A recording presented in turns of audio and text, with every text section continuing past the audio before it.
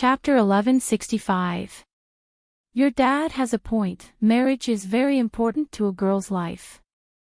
Young Mayerong nodded. I'm so jealous of my cousin.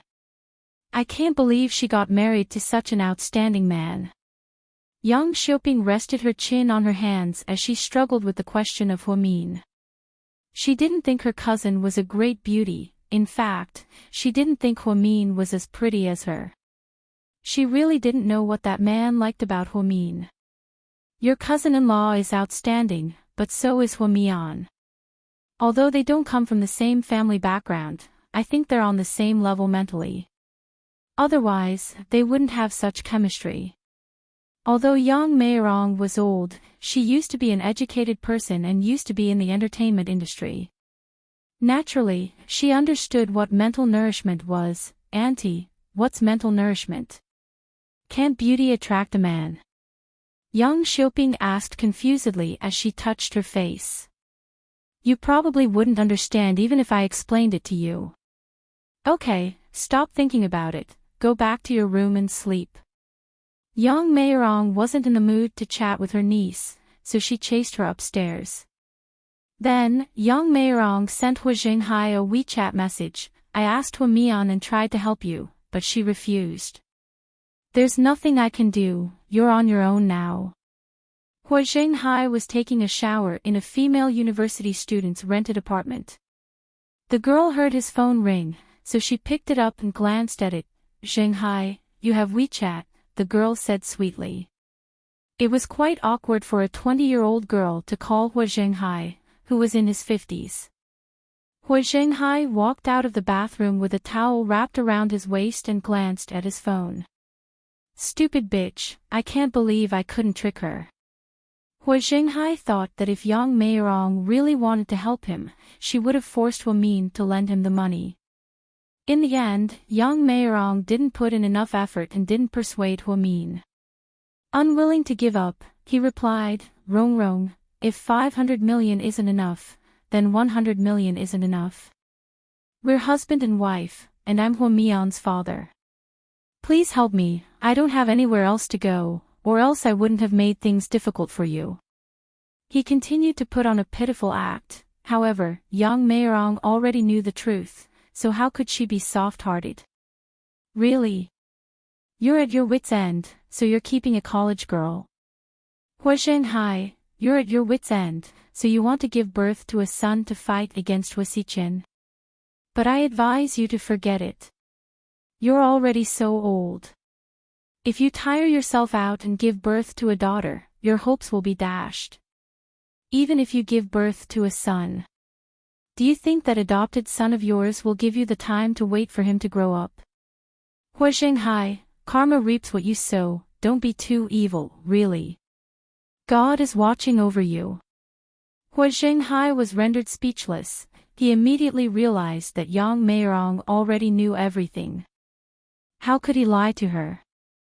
Looks like I've blocked another path. On the way back, Qin Chu didn't drive fast because it was snowing and the road was slippery. Hubby. What do you think of my cousin? That village girl. Qin Chu frowned slightly. Okay. Hua Min nodded. How do you want me to evaluate it? Qin Chu was a little embarrassed. Just tell her the truth.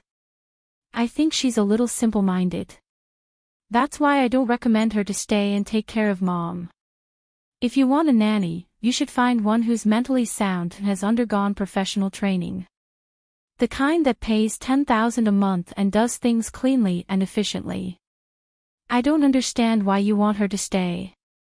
Qin Chu's words were truly harsh.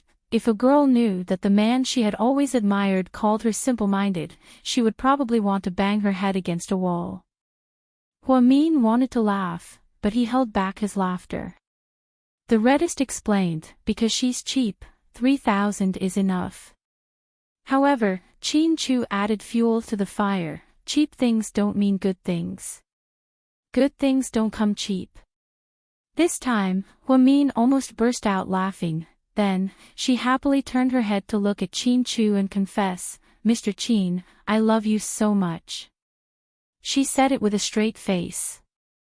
She swore that she was serious. However, what Chin Chu said next shocked her even more. Chin Chu said. Chapter 1166. Love isn't for words, it's for actions. Okay, you win. Hua Min covered his face with both hands, completely impressed. She had confessed so seriously, but why did Mr. Chin respond so crazily? Back to the topic, Mom wanted to talk to you about Hua Zhenghai, right? Chin Chu asked. Oh. Not bad, you know how to call me Mom now. Money is indeed powerful, 20,000 yuan was all it took to get you, Hua Min said proudly. Chin Chu was speechless. Can't we have a nice conversation? Yes, Mom did want to talk to me about Hua Zhenghai. That despicable bastard took advantage of my mom's kindness and softness to play the victim. My mom was almost tricked by him again. Then what did you say? Don't be so quick to reject her, don't hurt her feelings. Chin Chu cared about his mother-in-law's feelings, so he tried to persuade Hua Min. I don't care, I just showed my mom evidence of Hua Zhenghai keeping college students as his mistress. That's simple and violent. Mom must be very sad. She's okay, the truth is that she doesn't have any feelings for him anymore, she just feels sorry for him. That man squandered my mom's last bit of feelings for him time and time again. People like him are the worst. It's good that you're okay with it. Let's not get involved in the Hua family's business, or else we'll be in deep trouble. I know, even if you asked me to help, I wouldn't. I'm not a saint, I won't help someone who once treated me like dirt, and I definitely won't make an enemy out of a man who's scarier than the devil. Chin Chu nodded, then, the couple returned to South Hill Manor. After Ni Yang's test results came out, everything was normal. Hua Min talked to Ni Yang's original surgeon and finally decided to give him back his freedom. Therefore, he called Chin Chu and told him about Ni Yang's arrangement. GK was very efficient, and on the same day, they announced that Ni Yang would be taking over director Chen's film. Ni Yang happily sent Hua Min 8 red packets of 200 yuan in a row, thanking Hua Min for her help. The days passed by one after another. As the end of the year approached, GK Media and Imperial Star Entertainment began to compete with each other. There were many New Year's movies at the end of the year. The celebrities from the Liang family's company competed in movies, appearances, and box office sales. Some people were bored, they took photos of the presidents of the two companies and began comparing their looks. The scene was especially brutal. GK headquarters. When Chin Chu walked out of the conference room after the meeting, Assistant Yang handed him his phone. Boss, the branch office in T-City just called. Something happened to Director Jiang. What happened? Chin Chu was extremely calm and didn't care about Jiang Linyue's condition at all. Apparently, when President Jiang went out to investigate the construction site, something happened. She was hit by a pillar and was injured. Luckily, the injury wasn't serious, and her bones were just dislocated. However, she needs to recuperate. Vice President Ji Qinglin is in charge of things over there for now. Okay. Chin Chu nodded, indicating that he was satisfied with the personnel arrangement. Sir, President Jiang already called to ask for leave. She hopes that she can take paid leave as soon as possible. Approved. President Jiang also said that she'll reimburse the company for her hospitalization and recuperation. Approved. Chin Chu was an upright person. Even if Jiang Linyue hated him, he would still do business.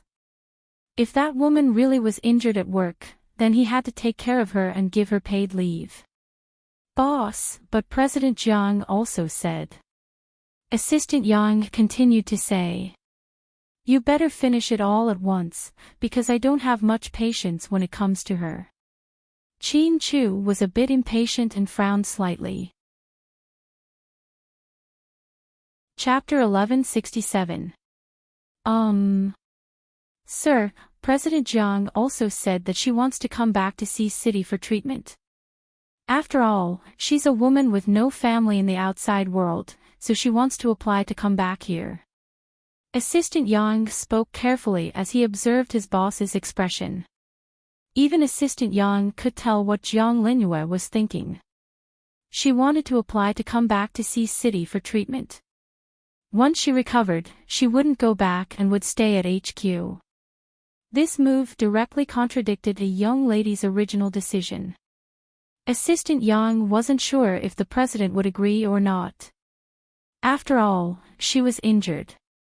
Most men would sympathize with women, and Jiang Linyue was quite good at playing the sympathy card. Upon hearing this, Qin Chu paused in his steps and turned to look at Assistant Yang. Tell her, if she continues to stay in Tea City for treatment, the company will pay for all the expenses. If she wants to come back, that's fine, but she has to submit her resignation letter. Assistant Yang didn't expect the president to be so ruthless. What? Do you have any objections? Qin Chu glanced at his assistant's face indifferently. No. Then, Qin Chu turned around and walked into his office. Assistant Yang picked up his phone and called Jiang Linyue. President Jiang, Assistant Yang, how did it go? What did Qin Chu say? Jiang Linyue seemed to be anxious. Director Jiang, the president said. Assistant Yang bit his lip, not daring to say it out loud. After all, Jiang Linyue's expression wouldn't be good if she heard it. What did he say? Hurry up and say it, I'm so anxious. Did President Qin agree to let me go back? Jiang Linyue was pleasantly surprised. When she first thought of this idea, she thought it would work. No matter how cold President Qin was, he was still a man, and any man would sympathize with someone. She thought of everything, but she forgot that Qin Chu didn't care if she went back or not. Instead, he cared that Huamin didn't want her to go back. That was the main point. It was Huamin's decision to transfer Jiang Linyue away. If he transferred her back now, Huamin wouldn't think too much about it, but he would still feel uncomfortable. After all, no one wanted to see a scheming bitch in front of them all day long. Boss said that if you want to continue recuperating in Tea City, your expenses will be covered by the company and your leave will be approved. However, if you want to come back here, you have to do something first. What is it? Jiang Linyue was impatient, and she hated Assistant Yang for being so slow. I need to submit my resignation letter first. Jiang Linyue fell silent. Is this really what the president wants? Jiang Linyue gritted her teeth and slowly asked. Director Jiang, I'm just a small assistant. No matter how bold I am, I wouldn't spread rumors. Yang said innocently. But why do I feel like you're closer to a young lady? Did Huamin tell you to say that? What the hell, what does this have to do with a young lady? You're really funny. Yang was really unhappy. A young lady hadn't been to the company for a long time. Would she care about such trivial matters? Jiang Linyue was truly a petty woman who was jealous of the heart of a gentleman. You better not, Then, Jiang Linyue unceremoniously hung up the phone with a bang. She looked at the bandage on her leg. She was indeed injured, but she did it on purpose. She set up an accident for herself. It was just a light kick, nothing serious. However, she exaggerated the severity of the accident to gain President Qin's sympathy. She didn't think that Qin Chu would be so heartless. Why can he be so nice to Huamin, but treat me like dirt? Jiang Linyue angrily pushed over the vase on the coffee table and smashed it into pieces. Qin Chu treated Huamin well, spoiled Huamin, and indulged Huamin, making many women jealous. For example, Song Yisher, Jiang Linyue, and even Yang Xiuping were jealous. However, they all forgot the most important thing. Qin Chu was only nice to her because she was Huamin. If it wasn't for Huamin, no matter how beautiful or outstanding she was, it would be useless. At noon, Huamin went to the cafeteria for lunch, and to his surprise, he saw Hua Xiqin. He held a tray of food and sat directly across from Huamin. "Are you going to ask why I'm here?" Hua Xiqin said the eternal line for Huamin. Chapter 1168. Emichim, Huamin nodded honestly. She really did want to ask. As the president of the Hua Corporation, he didn't appear at a seafood restaurant or a high-end Western restaurant at noon. Yet, he actually appeared at Southside's noisy cafeteria. It was indeed a bit out of place. Because I want to eat Southside's food. Hua Xiqin actually subconsciously wanted to say, "I miss you," but Huamin probably wasn't mentally prepared yet, so she changed her lines to be more meaningful. "You're crazy." Huamin lowered her head and cursed as she ate. Although Southside's food had improved a lot, it still wasn't to the point where it was delicious. This Hua Xiqin was purely crazy. "You've been looking good lately." Hua Xiqin smiled and looked at Huamin seriously. Huamin subconsciously touched her face. "Yeah, I'm preparing for pregnancy, so ginseng, deer antler, chicken soup, Chinese medicine, etc. I don't reject anything. It's so nutritious, how can I not look good? Actually, you don't have to be so hard on yourself. Why are you in such a hurry to have a child? You're still so young." Hua Xiqin smiled. "I like children, and so does Qin Chu. It has nothing to do with age." Huamin calmly explained her point of view. Hua Xiqin picked up the meat on his plate that he hadn't touched and placed it on Huamin's plate. Because he saw that she seemed to have a good appetite and kept eating meat.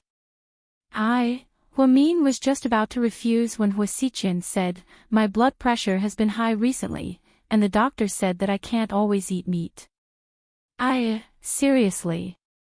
Do I really have to live like a monk from now on?" Huamin burst out laughing. "What are you laughing at? It's not that serious. High blood pressure is not a big deal. You should pay attention to your diet. Don't be too oily and spicy. Eat less things with high protein and exercise more. If it's too high, you can take some medicine to lower your blood pressure. But I don't recommend taking medicine. I think diet therapy is the best treatment." "Well, you're becoming more and more like a doctor." "Tycoon, I heard that since you became the chief physician of the neurology department, your annual salary has soared to 1.2 million yuan. You know quite a lot." Huamin lowered his head and smiled. Her salary had indeed skyrocketed, which was a pleasant surprise. Southside was a high-end hospital. Normally, an ordinary doctor's annual salary was 600,000 yuan. She was a chief physician, so naturally, she had to double her salary. An annual salary of 1.2 million was something that Huamin didn't even dare to dream about. But now, he had achieved it. She was very good at managing money. Every month, she would give her mother a few tens of thousands of yuan. She would spend a portion of her own money and leave a portion for Jixin to use when he got married. Qin Chu's salary was also transferred to her account every month. Therefore, Huamin could be said to be a little rich woman now. "Every time I see President Wu, he always praises you. How could I not know? Keep a low profile, keep a low profile." Huamin made a shushing gesture. At that moment, she was so adorable that Hua Xiqin felt like his heart was about to melt. He had the urge to pounce on her and kiss her fiercely, but he could only think about it. Huamin was slow to warm up, so those who wanted to pursue her would have to take their time. If he was too hasty, it would only backfire. Hua Xiqin looked at Huamin with a strange expression on his face. Huamin frowned. "What's with that look?" "What look?" Hua Xiqin laughed. Why do I feel like it's the look of a dog looking at a bone? Hua Xiqian didn't know whether to laugh or cry. Little sister Mian, can we change the analogy? That's not a very friendly analogy. Hua Min ignored him and continued eating. Oh right, didn't Hui Yanyan treat you badly in the past? Do you want revenge? I can easily ruin her reputation. Hua Xiqian smiled sinisterly. Chapter 1169. I don't want to. Hua Min refused without hesitation. What? You don't want revenge? No, she's already in a miserable state. I don't want to kick her when she's down. Plus, she's been quiet lately. Ever since her mom and brother got into trouble, she's been keeping a low profile. I don't want to bully someone who's on the verge of breaking down. Hua Min used to dislike Hui Yanyan because he thought she was stupid and annoying. But now, he really didn't feel that way anymore. He would even help her when those socialites bullied her. This wasn't repaying evil with kindness. It could only be said that the word Hua couldn't be written with one stroke. Although she wasn't born into the Hua family, Hui Yanyan had known her since they were kids. Even if they were enemies, there was no need to be so cruel. Okay, you're always so kind. Hua Min ate quietly and didn't continue the conversation. Did the old man come to you recently? Yeah, I rejected him. Good girl, he won't be around much longer. Hua Xiqian smiled proudly. Then, what about Xinjiani and Hua Si? Hua Min was curious. He heard that Hu Zhenghai locked Xinjiani up after the incident. That pair of mother and son ran away. Hua Xiqian nodded. Yeah, she ran away with the adulterer. They left the city. According to my reliable sources, they went to Australia. Then, what about Hui Yanyan? Hua Min was a little surprised. I don't care about that. Xinjiani can't even protect herself. But that woman is still very powerful. She didn't give me everything when I forced her. When she ran away this time, she took away the safe she kept in the bank. I guess there will be some money and jewelry in it. She can't leave empty-handed. She must have figured out that she can't get any benefits from the old man. Especially if she drags on, it's better for her to leave. When the old man falls, she will come back. Then Hui Yanyan was abandoned just like that. Hua Min felt quite upset. Hui Yanyan was basically at the point where her grandmother no longer doted on her and her uncle no longer loved her. Her biological mother and adulterer had run away with her younger brother, and her biological father had taken care of a college student outside. She couldn't even stay in the Hua family properly. This was because the Hua Xiqian and Jiang Hong ruled over the Hua family. Hua Xiqian said disdainfully, "Oh, she hasn't been home for a long time. I heard that she met a man outside. He's a small contractor. She's been hanging out with him for a long time and has given up on herself." Hua Min was completely silent. Hui Yanyan was once a proud daughter of the heavens. She started out as a dancer, knew how to play the piano, and was dressed in branded clothes. She used to be a famous socialite in the circle and was quite pretty. But now, she was in such a pitiful state. She actually understood Hui Yanyan a little. She loved Hua Xiqian deeply but couldn't get him. In the end, she decided to avoid Hua Xiqian.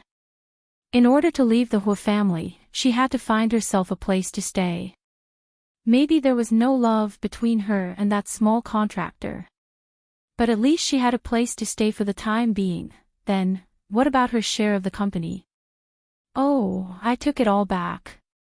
She wanted to date that kid from the Shen family for a while. She didn't have any clothes to wear, so I lent her 500,000 yuan to buy clothes and jewelry. She mortgaged it to me. Hua Min was speechless. Hui Yanyan sold her share of the company for 500,000 yuan. Seriously. Hua Min didn't know what to say. Mian, do you feel sorry for her? Hua Xiqian moved closer to Hua Min's face. His voice was mysterious and hoarse, and there was an unreadable light in his eyes. There's nothing to feel sorry for. The winner takes all. Isn't that the rule of survival? Hua Min calmed himself down and replied. Hua Xiqian left after having dinner with her. Hua Min also got back to work and stopped worrying about Hua Yinyan's current situation. At the Su family mansion, huh? Old man, you're back. Su Yute saw his grandfather sitting in the living room drinking tea as soon as he walked in. Brat, come here. I have something to talk to you about. Which socialite's daughter is it this time? You made me go on blind dates all at once. Su Yute seemed to know his grandfather very well. Brat. Mayor Song has a daughter who's about your age.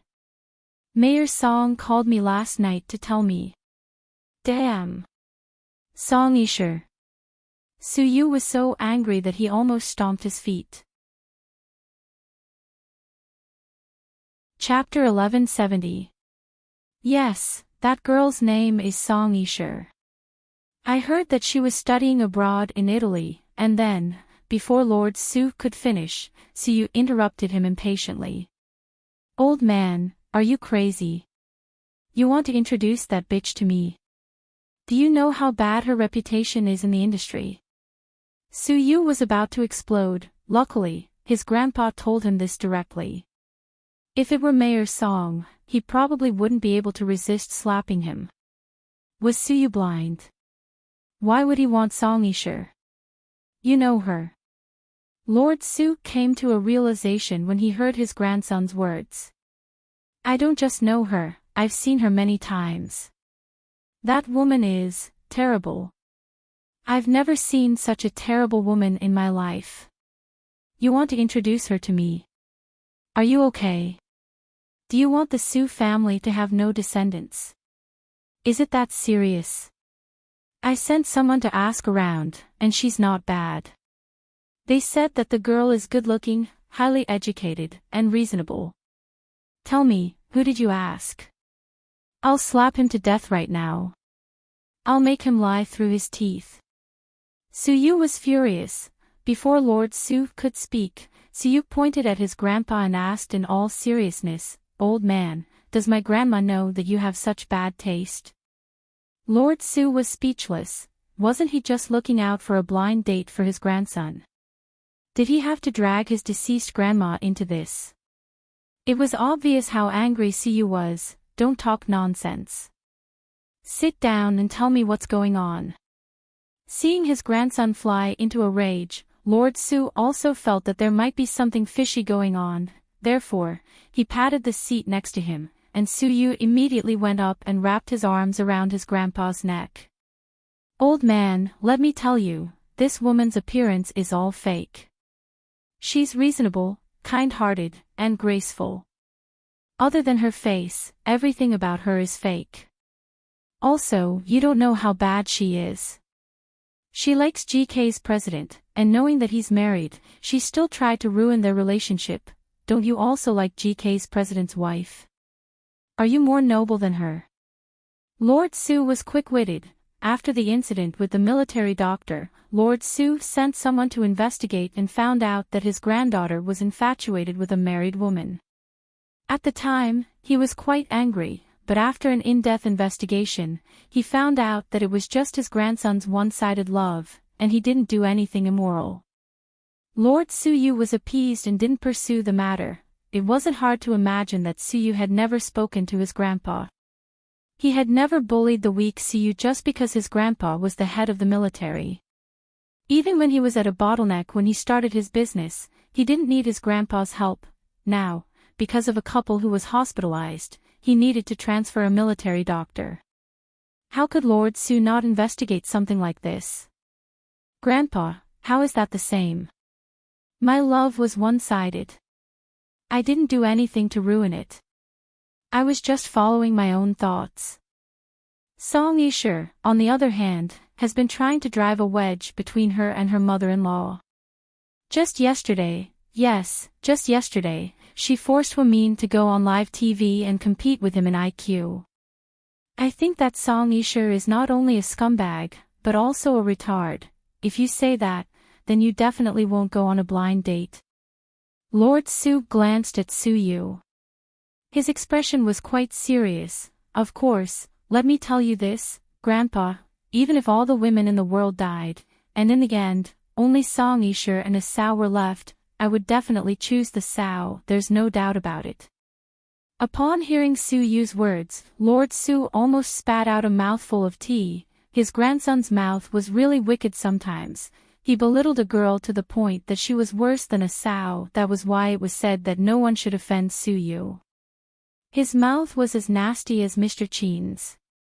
Alright, since you've said so, I won't say anything more. I believe that you still have the most basic judgment. I'll reject Mayor Song right now. After saying that, the old man picked up the landline and dialed a number. On the other side, the Song family was trying their best to persuade their daughter, Song Yisher. Sure, I don't want to nag you, but Chin Chu, don't think about him. We're so good, there's no need for you to suck up to him. The Su family is many times better than the Chin family, and with their connections to the military, your dad might be transferred to the province in the future. You have to think about it. Chapter 1171. Mom. I hate Su Yu. Song Yisher's face darkened as she refused. Even if you like him, it's not going to happen. The Su family just called and the old general rejected my proposal. Mayor Song walked over and said unhappily. That's good. I don't want to see Su Yu anyway. That man is really hard to like. He's nothing compared to Chin Chu. Song Yisher commented viciously. Sure. Dad wants to ask you, are you sure you want to get involved in Chin Chu's marriage? This was the first time Mayor Song had asked his daughter such a serious question. Yes, Song Yisher answered without hesitation. Mayor Song looked at his daughter slightly disappointed. Sure, there's a big forest out there. Why are you so stubborn? No one can replace Chin Chu's excellence. But he has a wife. Mrs. Song interjected. He can get a divorce, Song Yisher answered as she looked down at her phone. Mayor Song sighed slightly. I've known Chin Chu for a long time, so I know him well.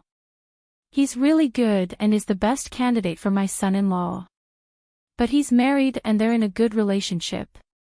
Sure, what you're doing is destroying his family. It's immoral. What's immoral? People nowadays only care about the results. Who cares if you're immoral? Plus, I can't eat immoral food. They won't give me a medal. Why should I follow those old ideas and so-called morals? People will gossip about you if you're a mistress. You're not afraid of being criticized, but what about your father? Don't you care about the mayor's reputation? You're too stubborn. Mrs. Song saw that her daughter was still troubled by Chin Chu and didn't want her to continue being so willful. She and Mayor Song had been trying their best to persuade their daughter to mend her ways. You guys.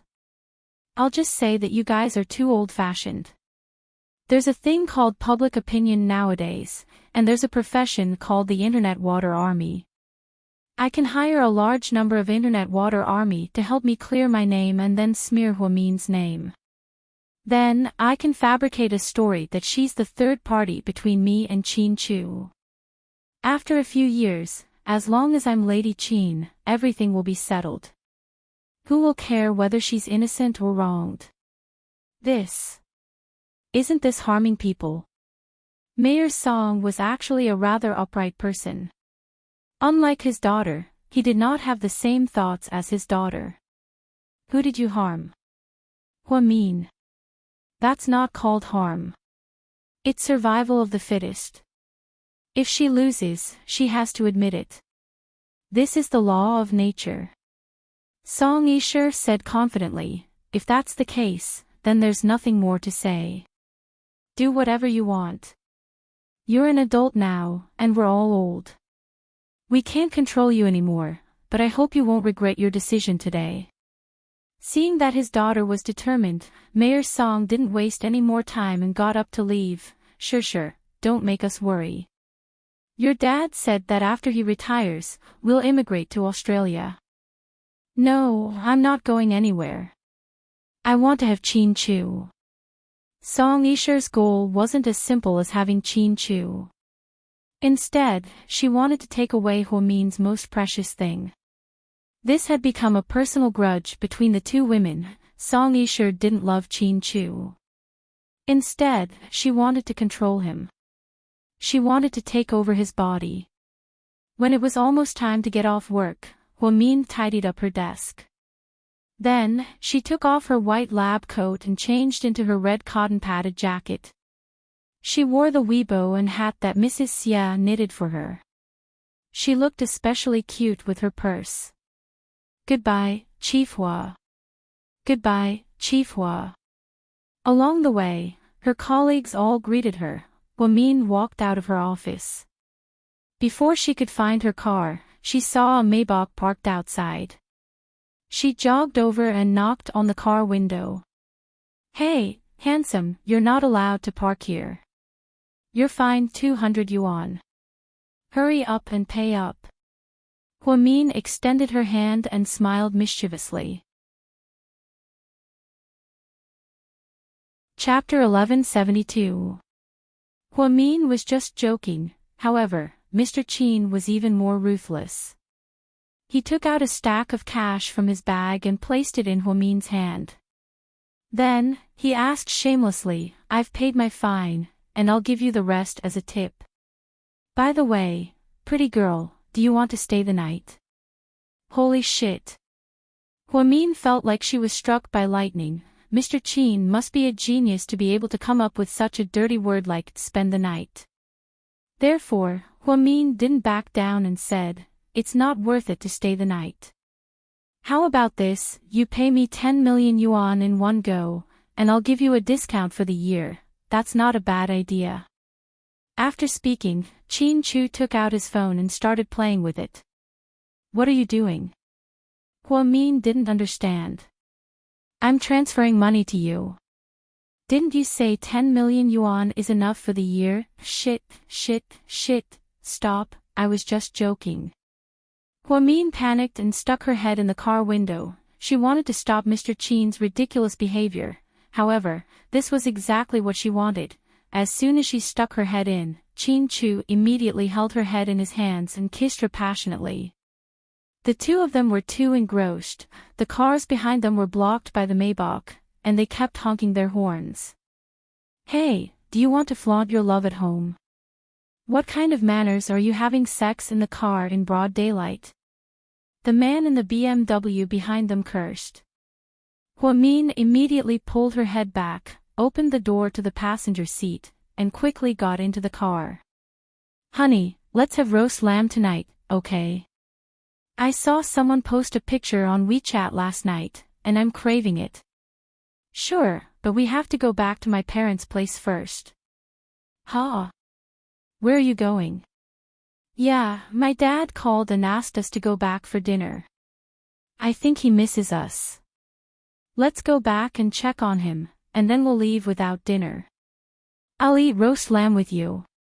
Chin Chu was very considerate. Okay, then let's go back. We can have roast lamb tomorrow. Let's eat there tonight, I don't want to disappoint my parents. Huomin was very understanding. Especially after she had reconciled with Chin Chu's parents, she wouldn't just care about her own thoughts. She knew how to compromise occasionally for the sake of Chin Chu.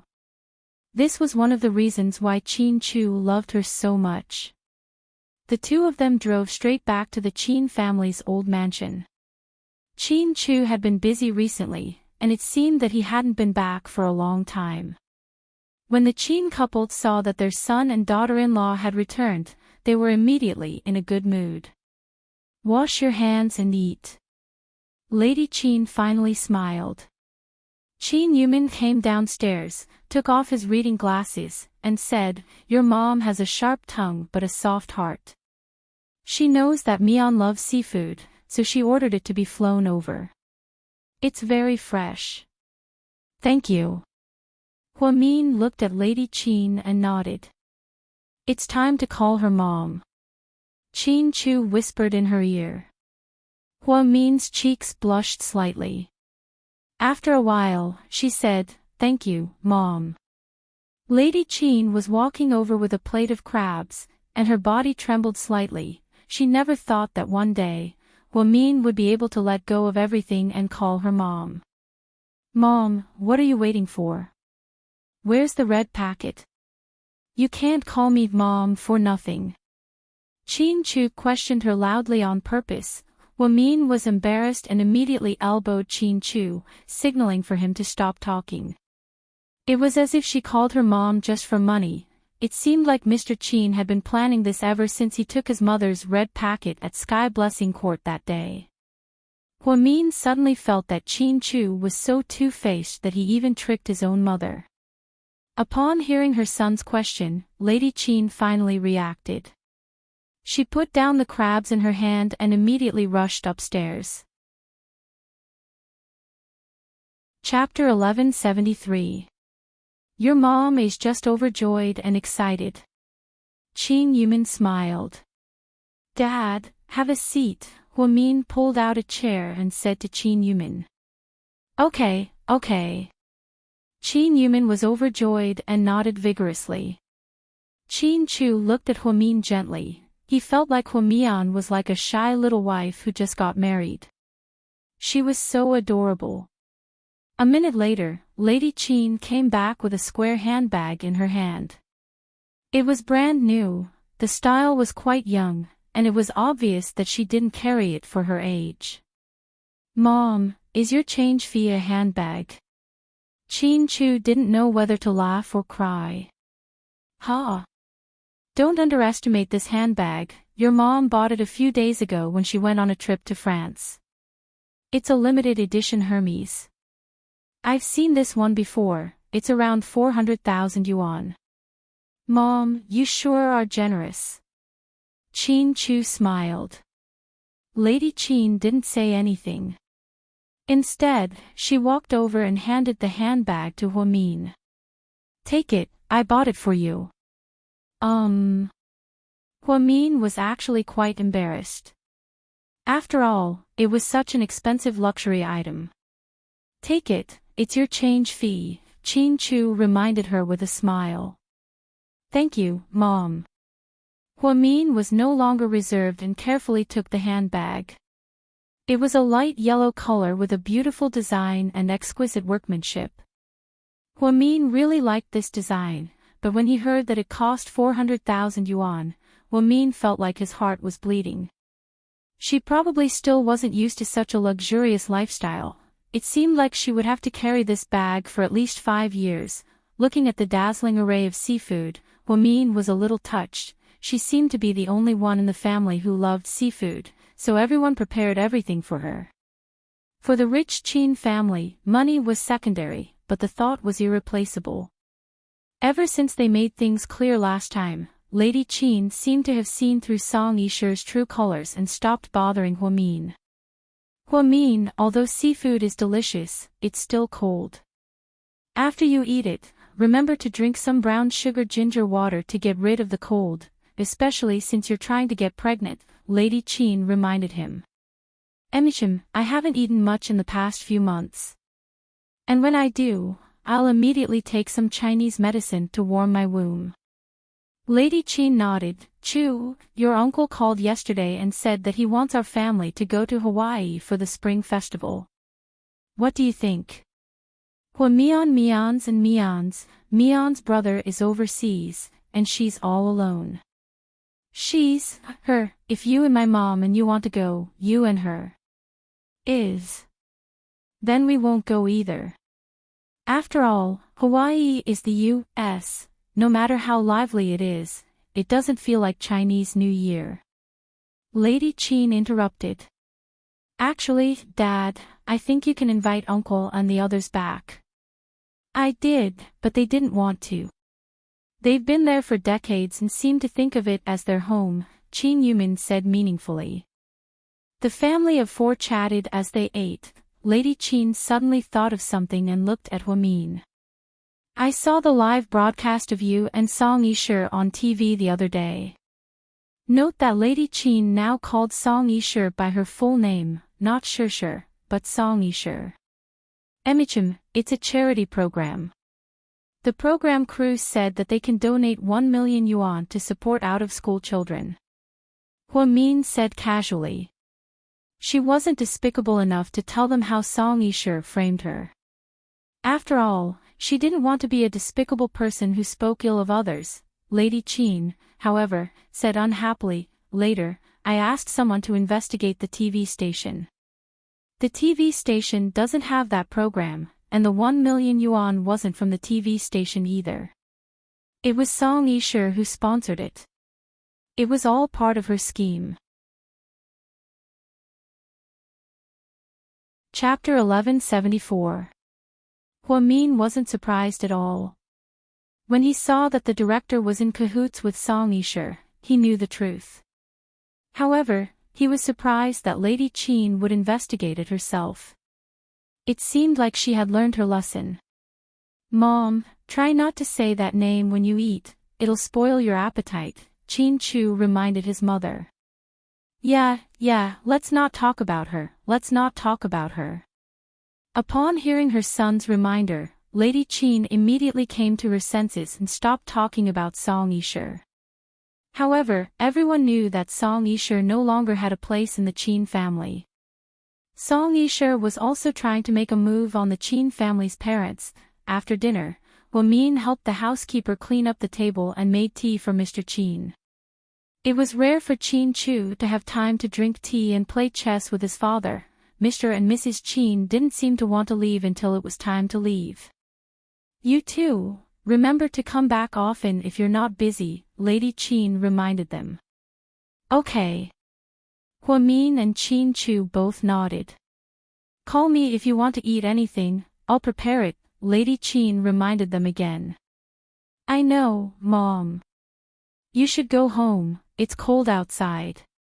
After Qin Chu drove his mother home, he got into the car with Huamin. Why don't you open the bag and take a look? Qin Chu smiled as he looked at Huamin, who was sitting in the front passenger seat. Look at what? Huamin was surprised. Look at how much money my mom put in it, huh? Didn't she give you a bag? She still has to pay. Huamin was speechless. From what I know about my mom, she's actually very generous. You can take a look, I'm not sure. Qin Chu said as he drove. Huamin carefully unzipped the bag and saw that there was a lot of cash inside. There were bundles of cash.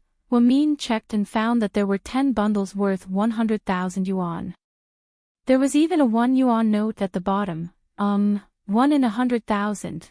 Your mom is so generous. Huamin was dumbfounded. She had only called her mother-in-law mother, but she had actually given her a bag worth 400,000 yuan and 100,000 yuan in cash. So generous that it was beyond recognition. That means she was very happy when you called her mom. Qin Chu raised the corner of his mouth slightly. For so long, the relationship between his mother-in-law and daughter-in-law, which he had been most worried about, had finally improved. She knew that Huamin's impression of her mother had not improved because of money, but because he had seen everything clearly. Honey. GK is hosting a celebrity banquet tomorrow night, do you want to come?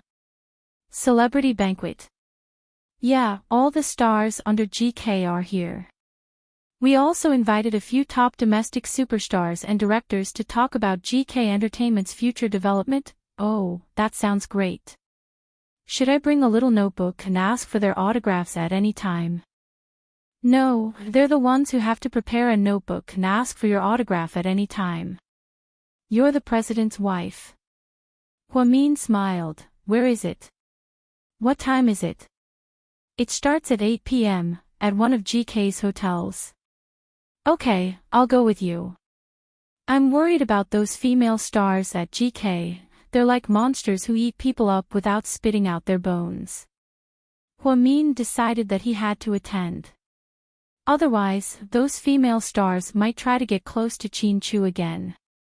Qin Chu smiled. The next day, when Huamin got off work, he called Qin Chu and asked if he wanted to go over early to get changed and put on makeup. Qin Chu said no, because it was a private banquet. They were just eating and singing, so it was more relaxing. Huamin immediately felt relieved. Wearing a white mid-length cotton jacket, a hat, scarf, and black-rimmed glasses, he went to GK headquarters. Then, the two drove to the hotel together. It was already 7:50 p.m. when they arrived. Qin Chu and Huamin walked straight into the VIP lounge. It was filled with 30 to 40 celebrities, both male and female. It was a spectacular scene. Sister Huamin. Ni Yang, who was wearing a handsome long black trench coat, was the first to stand up and greet Huamin. Chapter 1175. Huamin looked at Ni Yang dotingly. Then, he reached out his hand and high-fived Ni Yang. The celebrities around them were also envious as they watched.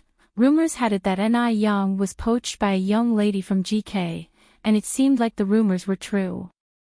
Ni Yang was closer to Huamin than he was to Qin Chu. There were rumors that Ni Yang and Huamin had an ambiguous relationship, and that was why he got to where he was because of nepotism. Although it was just gossip, Qin Chu forcefully acquired the news agency, and in the end, no one dared to question him. However, all the celebrities knew that Ni Yang and Huamin were as close as siblings. In GK, Mo Shui and Ni Yang were the most popular people. Who wouldn't be jealous of them? Annie Liang was wearing a long pink off-shoulder gown. She stood up and greeted Huamin, showing that she was close to a young lady as well. Mian, you're here. Everyone got goosebumps when they heard her call Mian. Huamin nodded with a smile, but he didn't expose Annie Liang. This woman had learned her lesson. After seeing Huamin's unshakable position in GK, she started sucking up to him. She had a good relationship with Huamin in public and in private, and she respectfully called him a young lady in private. She purposely called him Mian in public so that others would see how close she was to Huamin.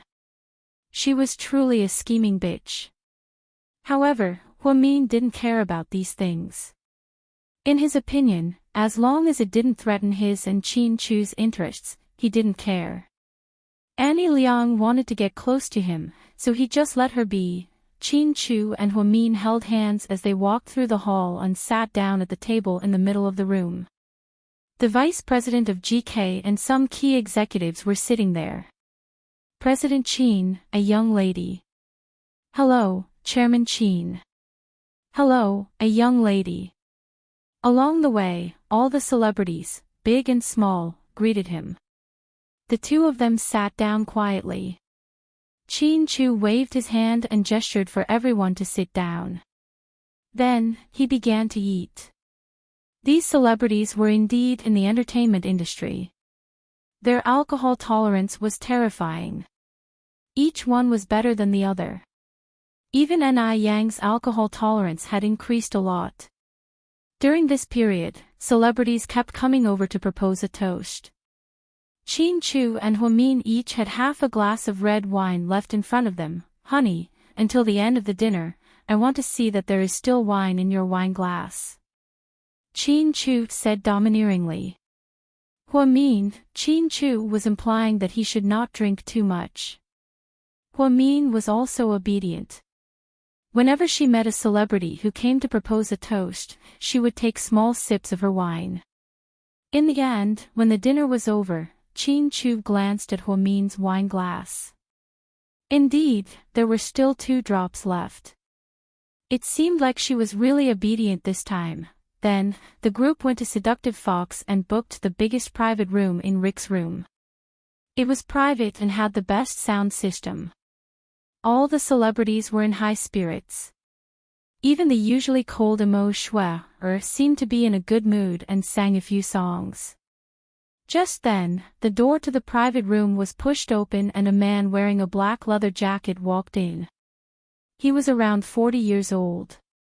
He was handsome and looked like a tough guy. Wow! Movie King Jiang is here too. That's great. I want to take a picture with him. I want his autograph. I want to have a drink with him. I want to ask him out. Me too, me too. I heard that he's still single. Maybe he likes me. Let's have a flash marriage or something.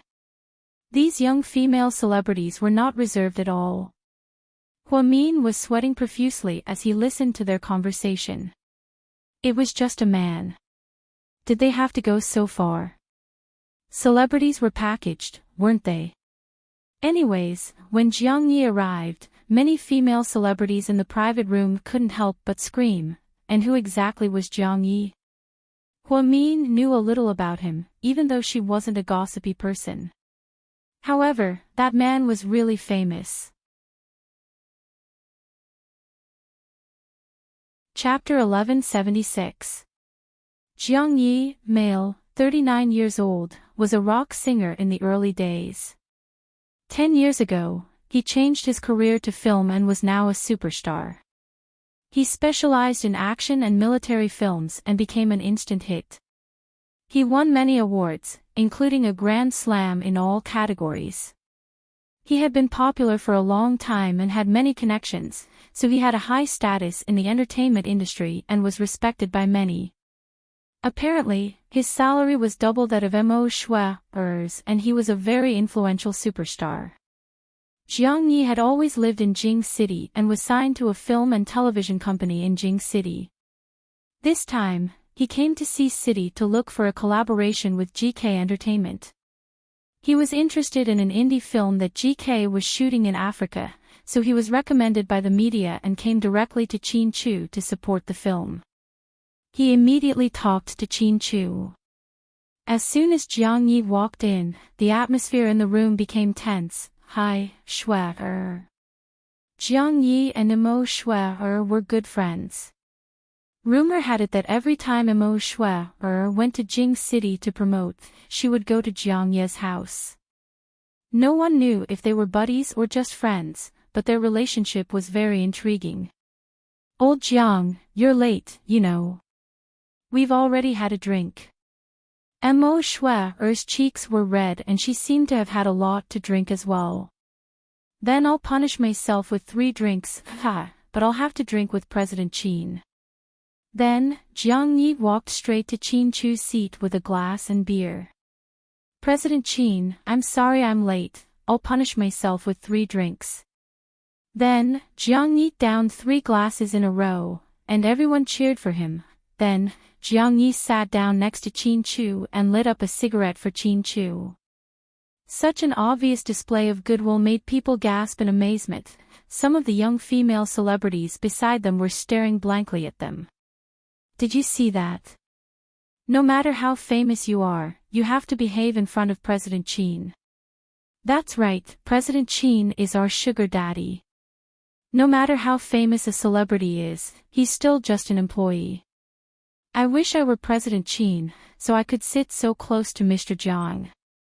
I wish I were Mr. Jiang, so I could talk to President Qin in private. At this time, Huamin was sitting far away from Qin Chu, because she did not want to continue drinking. And those people would still keep toasting Qin Chu. If he was by his side, he would definitely be reduced to cannon fodder. Therefore, Huamin whispered something in Qin Chu's ear and then hid far away.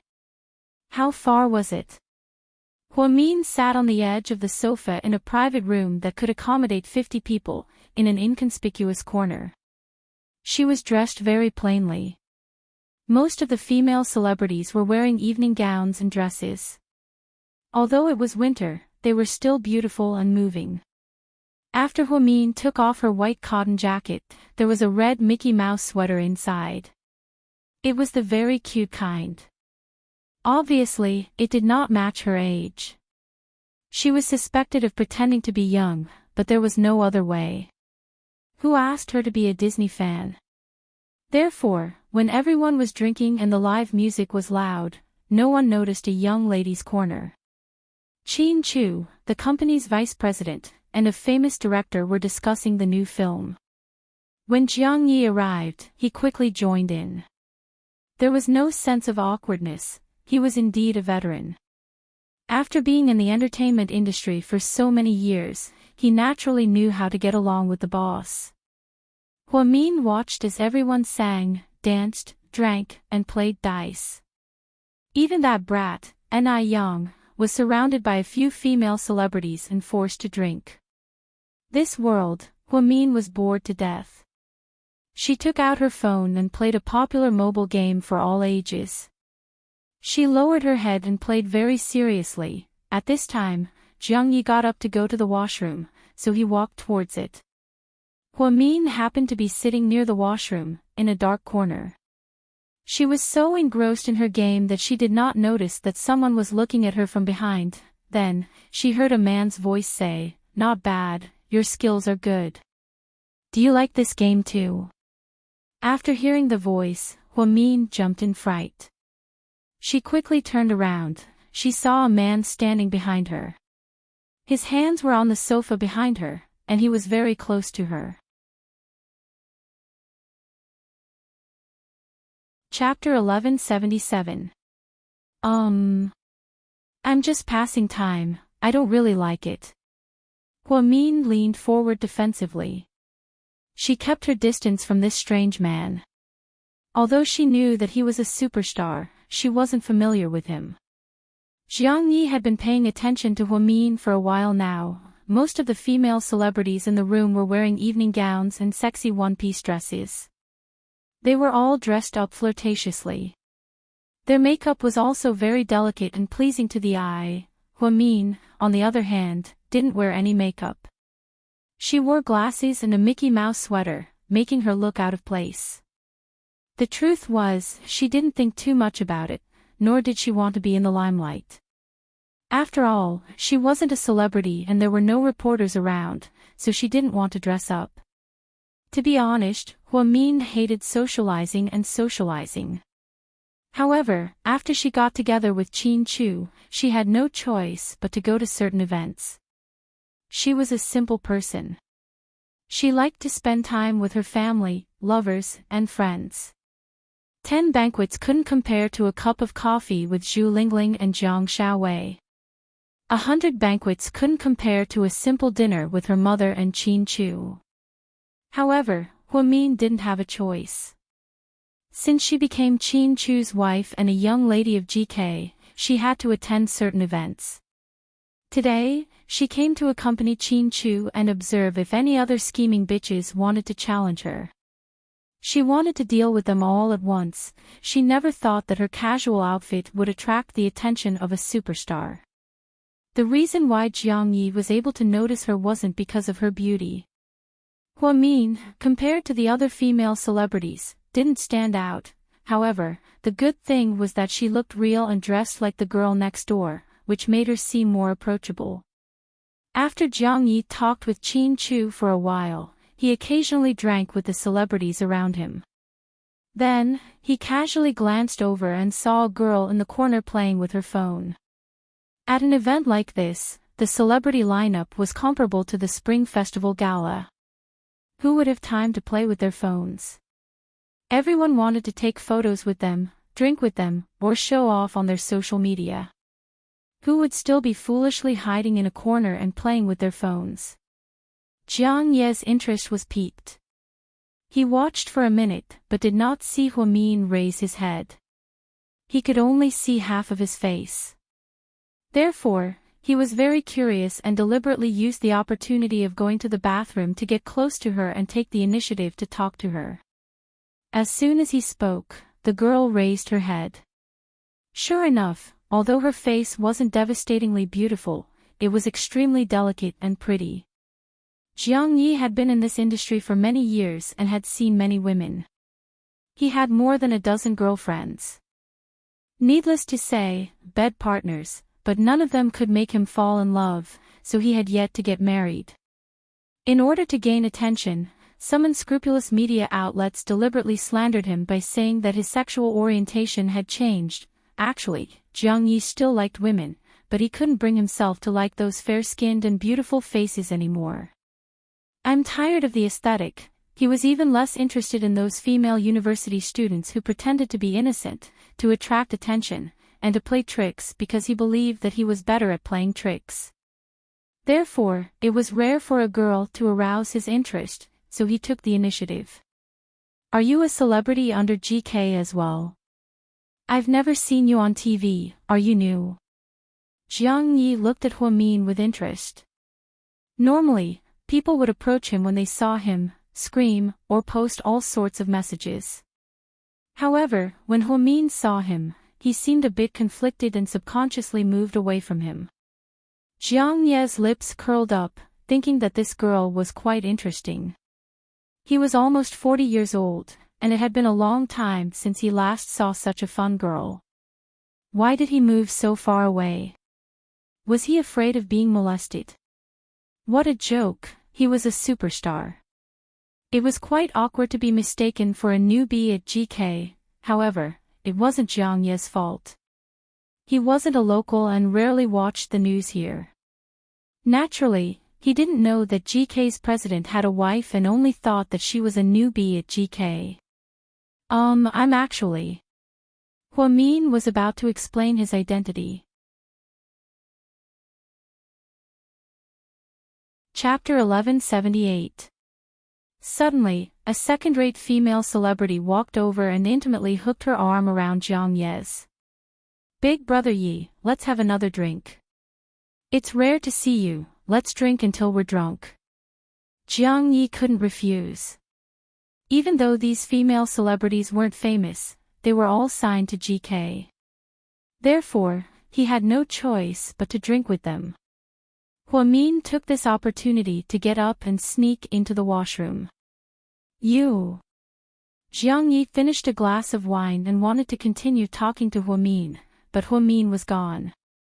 He was confused. A glass of wine only took 5 seconds, how did Huamin run away? Was he a ghost? Why did he run away so fast? Jiang Yi smiled helplessly. He thought to himself, "I'll wait here and see if you come out of the washroom or not." As expected, 5 minutes later, Huamin couldn't stay any longer. She walked out of the washroom to see that this man was still there. Jiang Yi smiled and was about to speak when he saw her walk over. However, Huamin turned the corner and walked out. Jiang Yi froze on the spot. He felt like he was struck by lightning. Did he fail to hit on her again? Could it be, she's playing hard to get? Jiang Yi raised his eyebrows playfully. He thought that this girl might be playing a game of cat and mouse with him, trying to pique his interest. Perhaps it was because he was in a complicated industry, so he didn't think anyone was that simple. Not far away, Qin Chu was chatting with the directors. Occasionally, he would look up at Huamin. When he saw Huamin walk out, he froze for a second but didn't immediately chase after him. Seductive Fox was Rick's territory, so he didn't have to worry about Huamin's safety. After Huamin left the room, he wandered around the hallway to get some fresh air. To be honest, she didn't admire that superstar, nor did she have any feelings for him. She didn't want to talk to him, it was that simple. As Huamin wandered around, he suddenly heard a door slam open at the end of the hallway. Huamin then saw a girl walking towards them angrily. When she got closer, Huamin realized that she was the girl that Rick had taken to the movies last time. She was also the one who had attended Rick's private cocktail party. If he remembered correctly, her name should be Cece, right? "Are you okay?" Huamin asked kindly when he saw the anger on the girl's face. "I'm fine." The girl said that she was fine, but her brows were tightly knitted.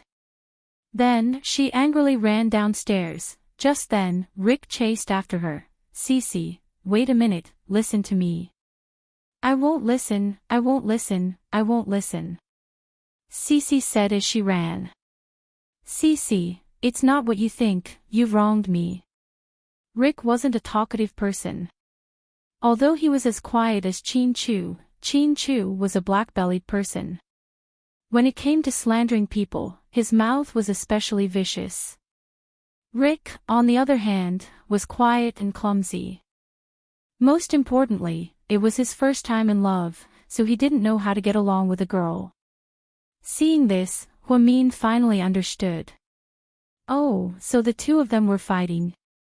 When Rick passed by Huamin, he didn't forget to nod and greet him in a friendly manner. Huamin nodded as well, but before he could say anything, he chased after the girl downstairs. It seemed like even young masters couldn't escape the torment of a girl in love. Huamin looked at Rick's back and sighed. Even heroes have a weakness for the charms of beautiful women. It seems like our ancestors were right. Oh, is our department director Hua lamenting life again? The familiar voice behind him almost scared Huamin to death. She turned her head, and when she saw the face, she punched Su Yu's shoulder. Are you trying to scare me to death? You came and went like a ghost. Chapter 1179. Hey, watch your image. You're a chief physician, don't do something so unladylike, okay? Su Yu smiled with a toothpick in his mouth. I'm not a lady, okay? The setting you gave me was wrong to begin with. Okay. Everything you say is right. I can't outtalk you. Su Yu looked at Huamin with glowing eyes. Why are you here?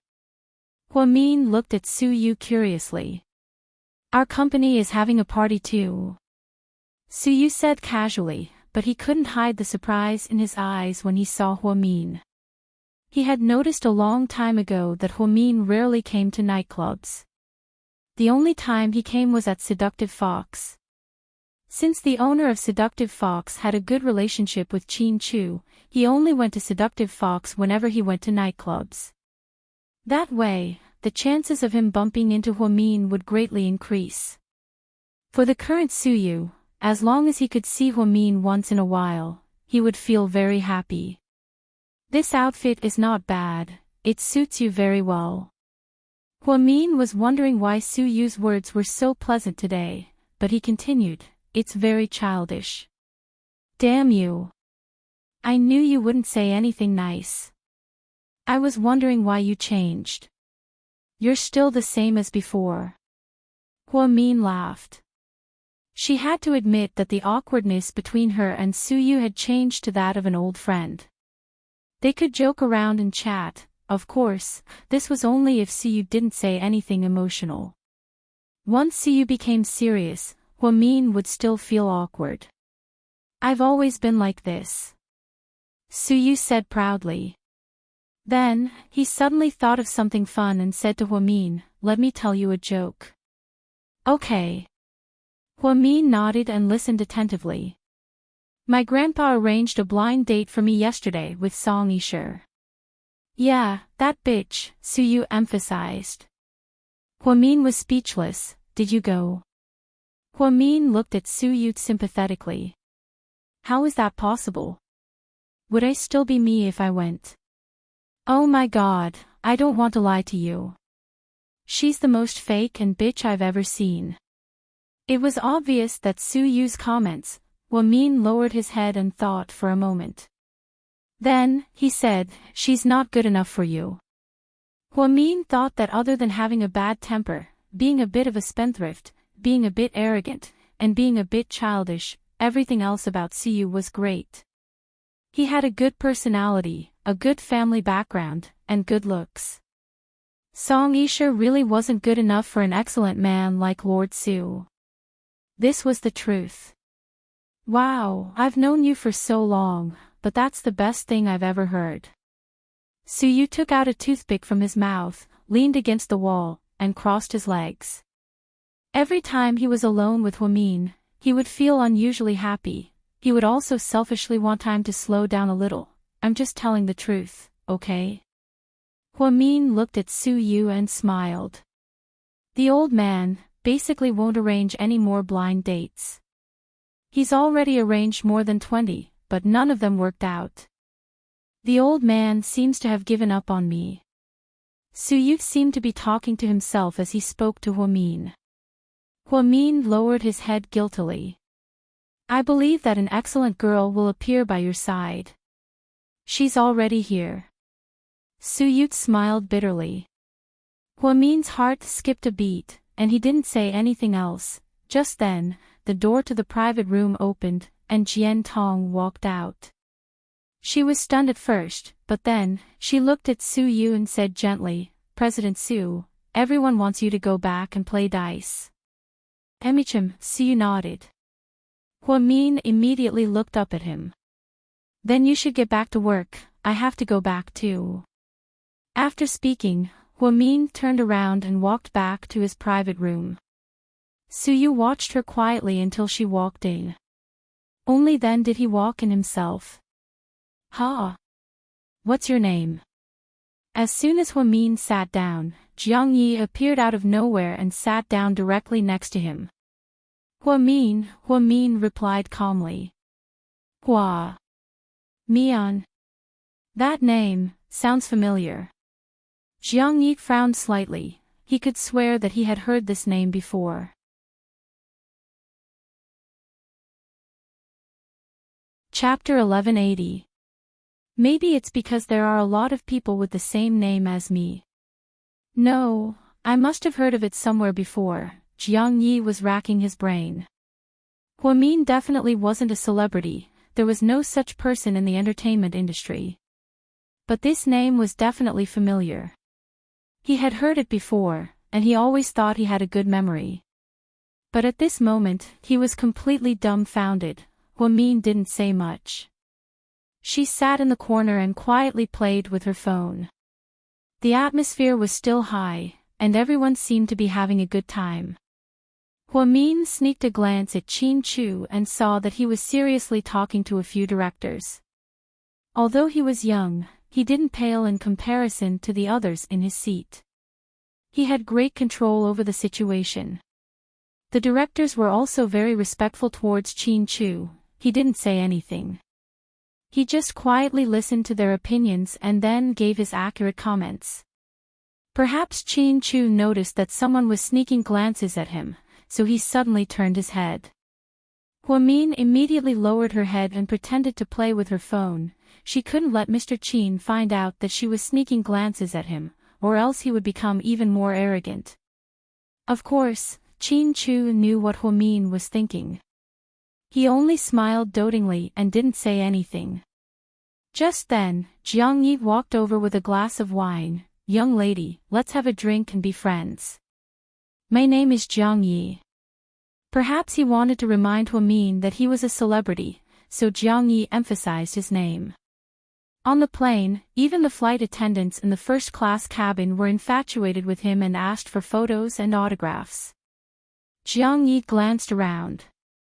Other than this young lady who was playing with her phone, there were other female celebrities in the room. Everyone else took the initiative to take photos and drink with him. Some of the braver ones directly asked for his phone number and WeChat. Their intentions were direct and obvious, but the more they acted like this, the less interested Jiang Yi was in them. All men were like this. Young and beautiful women would definitely attract men's attention. Nowadays, all the nightclubs were filled with young models from the 90s.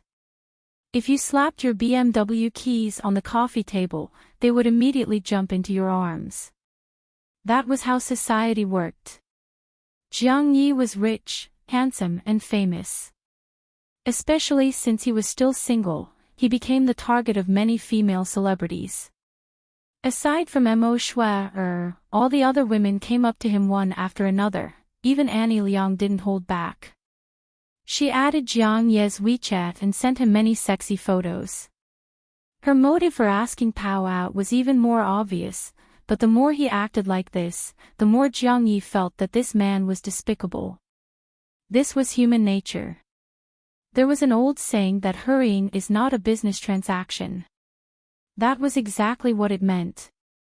The active party would always be led by the nose, forever in a passive state. Before Huamin could answer, Ni Yang appeared out of nowhere. She raised her wine glass and said, "I'll drink on her behalf." "Brother Ni Yang, this is the first time I've seen you defend someone like this." Jiang Yi smiled meaningfully. Huamin could smell the strong smell of alcohol on Ni Yang's body. He tapped his head with his finger. "Kid, don't drink so much. You just got out of the hospital not long ago." "I know, it's fine." Ni Yang smiled and drank the wine on behalf of Huamin. Ni Yang was the most famous of the male idols and had the most fans in the industry. However, Jiang Yi had never seen him in a scandal with another woman. Now that he was so protective of this girl, Jiang Yi suddenly felt that it was even more interesting. He moved closer to Ni Yang's ear and whispered, in a low voice, he asked, "Do you like her?" "Are you fucking crazy?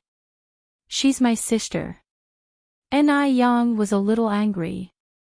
"Your biological sister?" Jiang Yi asked again. "No, but she's better than my biological sister. Without her, Ni Yang wouldn't be who he is today." Ni Yang said righteously. If Huamin didn't arrange the surgery for him, he really wouldn't know what he would be like right now. Therefore, in Ni Yang's heart, Huamin's position as his sister was unshakable, and he wouldn't allow anyone to tarnish her position. "I really didn't know that you would recognize a little white girl as your sister." Jiang Yi smiled as he held his wine glass. "Little white? You think she's a little white?" Ni Yang looked at Jiang Yi as if he was looking at an idiot. "Isn't she? Didn't she tell you who she is?" Ni Yang smiled even more proudly. Jiang Yi felt a little uneasy as he looked at the kid's evil smile. Chapter 1181. Just as Ni Yang was about to reveal Huamin's identity, he saw Qin Chu walking towards them. Under everyone's gaze, he walked over and gently caressed Huamin's delicate face. "Are you sleepy?" "I'm fine."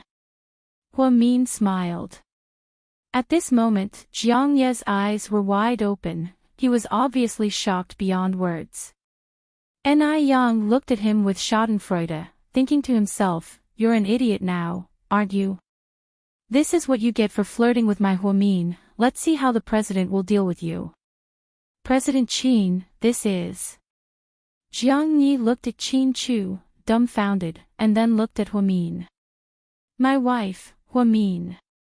Jiang Yi froze on the spot. His expression was hilarious. "Brother Jiang Yi, don't tell me you don't know a young lady?" Annie Liang walked over with a strange smile on her face. "I really don't know her. I've never seen her before. My wife isn't from the entertainment industry, so she's rarely in public. It's normal that you don't know her." After Qin Chu finished speaking, he looked down at his watch and then looked around. "It's getting late, let's call it a day." "Okay, President Qin." "Thank you for the drinks, President Qin." "Thank you for your hospitality, President Qin." Many celebrities gathered around and saluted their boss.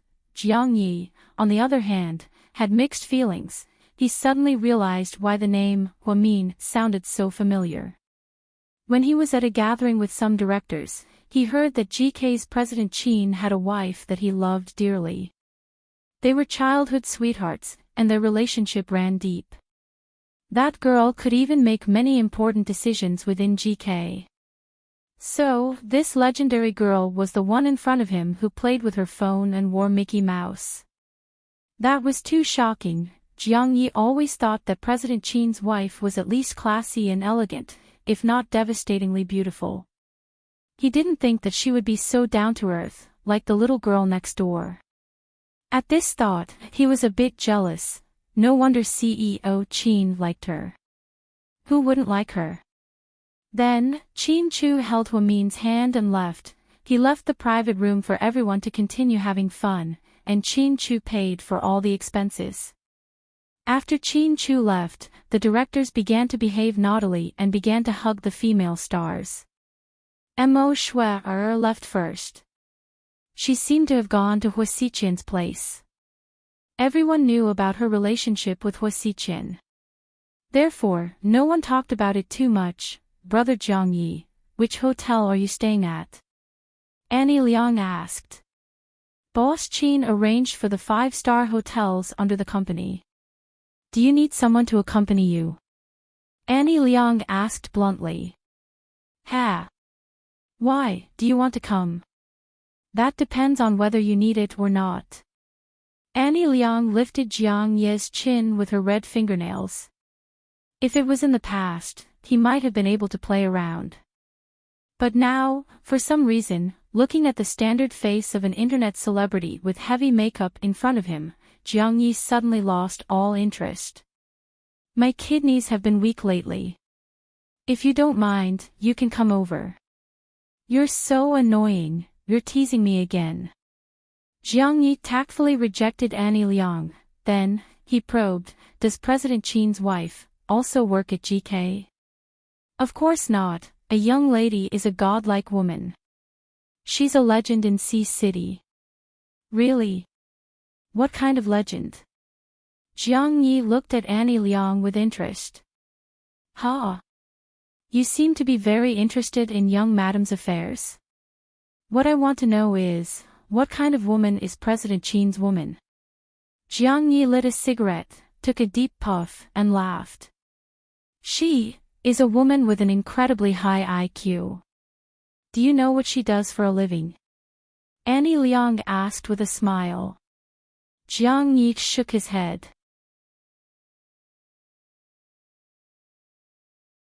Chapter 1182. She's the youngest chief physician in the country with an annual salary of 1.2 million. She's a famous neurologist at Southside Recuperation Center. Doctor. Jiang Yi was surprised. Huamin didn't look like she was more than 25 years old. How could she be a chief physician at such a young age? Not a doctor, I'm a chief physician. Chief, do you understand? She manages the entire department. Then President Qin must have pulled some strings for her, right?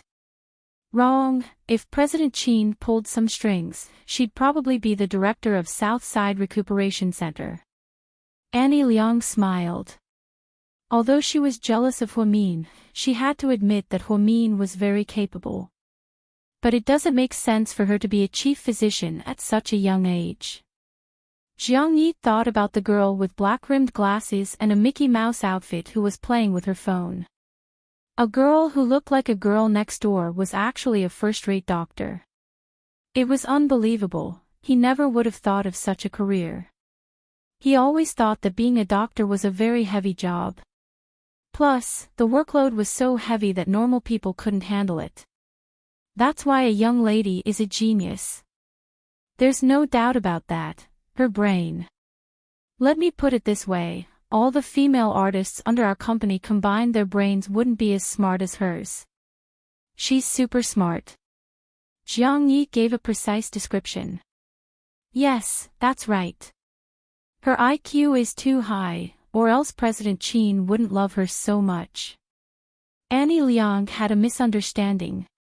Like Song Yisher, she always thought that Qin Chu loved Huamin so much because she was smart. But that wasn't the case, President Qin's IQ wasn't low either. He loved Huamin. It was a seed of love that was planted when he was young. After all these years, it was already deeply rooted in his bones. So, what did Qin Chu like about Huamin? He couldn't pinpoint the exact reason. Because as long as it was Huamin, he would love her regardless of her strengths and weaknesses, he could accept everything, I see. But she's pretty low-key. I thought she was a newbie at the company, I almost made a fool of myself. Jiang Yi was a little embarrassed. After he finished speaking, he took a sip of red wine. A young lady is indeed low-key. Whether it's the car she drives, the clothes she wears, or the way she speaks, she's not ostentatious at all. This is a calmness that most girls her age don't have. Annie Liang gave a rare comment. President Qin, you're so lucky to have a good wife, Jiang Yi exclaimed. Anyways, if you want to work with GK, remember this truth. What? Jiang Yi looked at Annie Liang in confusion. You can offend anyone in GK, even President Qin, but never offend a young lady. Why?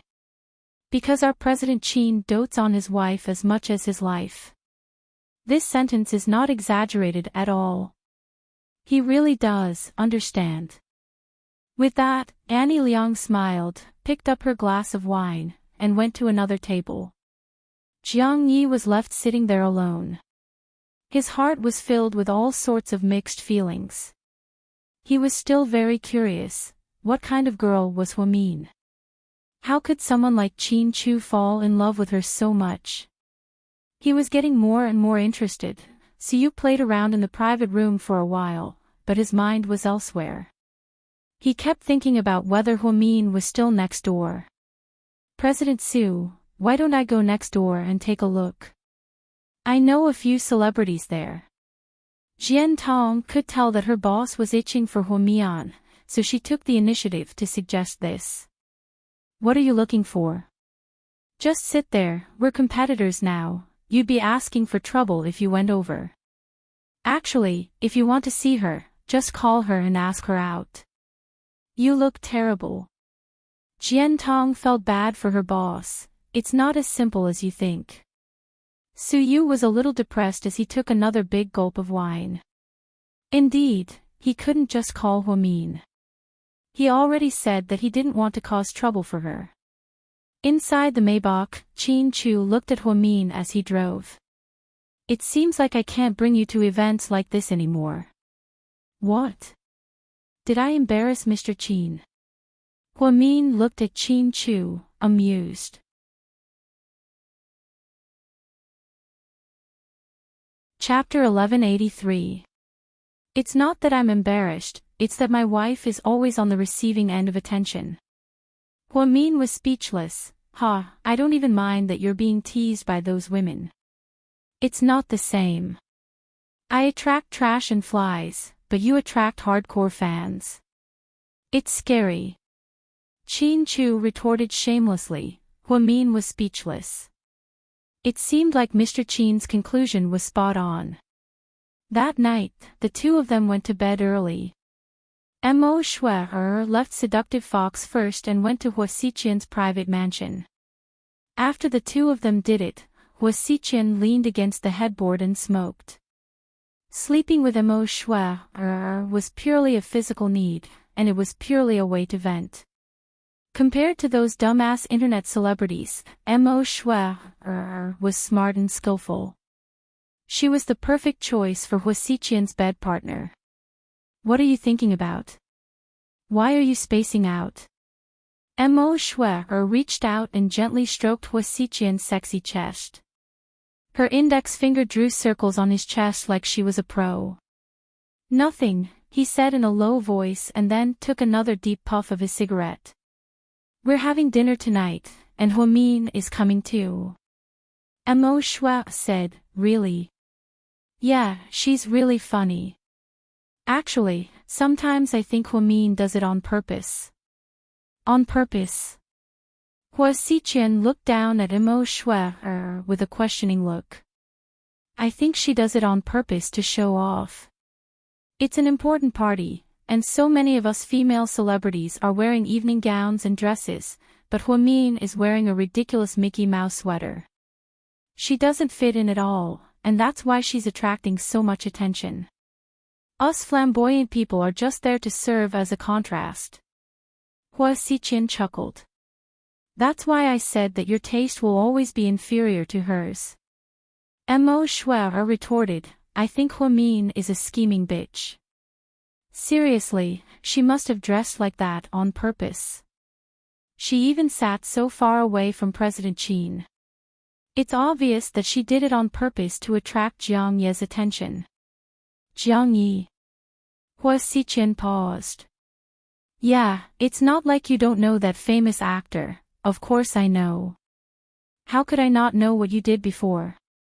Hua Xiqian said with a mocking smile. Mo Shui was obviously uncomfortable, so she smiled awkwardly. Then, she said coquettishly, Aya, can you stop talking about this? That was in the past. At that time, you had another woman and I was heartbroken. That was why he took advantage of me. You know, I don't have any feelings for him. Unfortunately, I'm not interested in your relationship with him at all. I just want to know what's wrong with him. Is he interested in my Huamin? Hua Xiqian domineeringly referred to Huamin as his Huamin. It was obvious that their relationship wasn't normal. Mo Shui was slightly jealous. Yeah, Huamin did it on purpose. Jiang Yi must have noticed her. Think about it, she dressed so weirdly at that kind of event. Plus, she ignored everyone and played with her phone.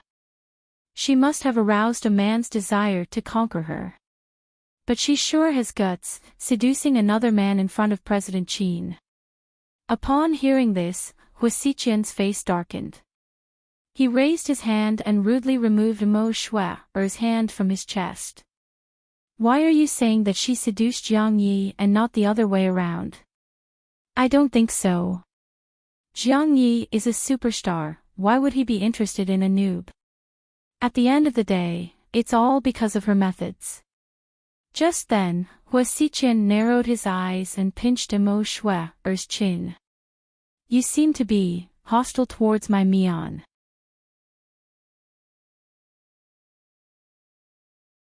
Chapter 1184. No, I'm just stating a fact. I know you've always loved her, so you can't bear to hear anyone badmouth her. If you know that, then why did you do it? Hua Xiqian tightened his grip. Mo Shui furrowed her brows slightly. Xiqian, are you hurting me? Hua Xiqian suddenly let go, but his expression was still dark. I just don't want you to be fooled by her kind appearance. She's already married, but she's still seducing Su Yu, and Jiang Yi. A woman like her isn't worth your time. Shut your mouth. Xiqian, get out, now. Xiqian, don't make me repeat myself.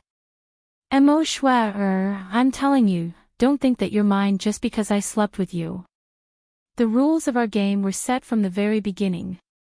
I'm only going to enter your body, I'm not going to enter your life. I hope you'll do the same and stay out of my business. I know better than anyone what kind of person Huamin is. I've known her longer than Qin Chu, so please shut up and get the hell out of my house. Otherwise, you know what I'm going to do.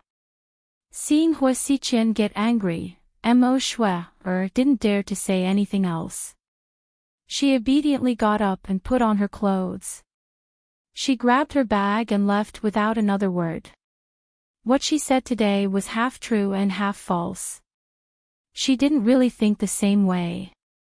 She took the risk of slandering Huamin because she wanted Hua Xiqian to give up on her. Mo Shui always thought that Hua Xiqian falling in love with Huamin was a tragedy in and of itself. Even an excellent man like Su Yu couldn't get Huamin's love, let alone him. In Mo Shui's eyes, Hua Xiqian was perfect. He was smart, cunning, rich, passionate, and had great skills. When he was with her, he treated her well. He was affectionate but not clingy. The only flaw was that he actually liked Huamin. Both of them liked Huamin, but what was so good about Huamin? The next morning Huamin drove to work at Southside on time. After the morning meeting, he began to make house calls.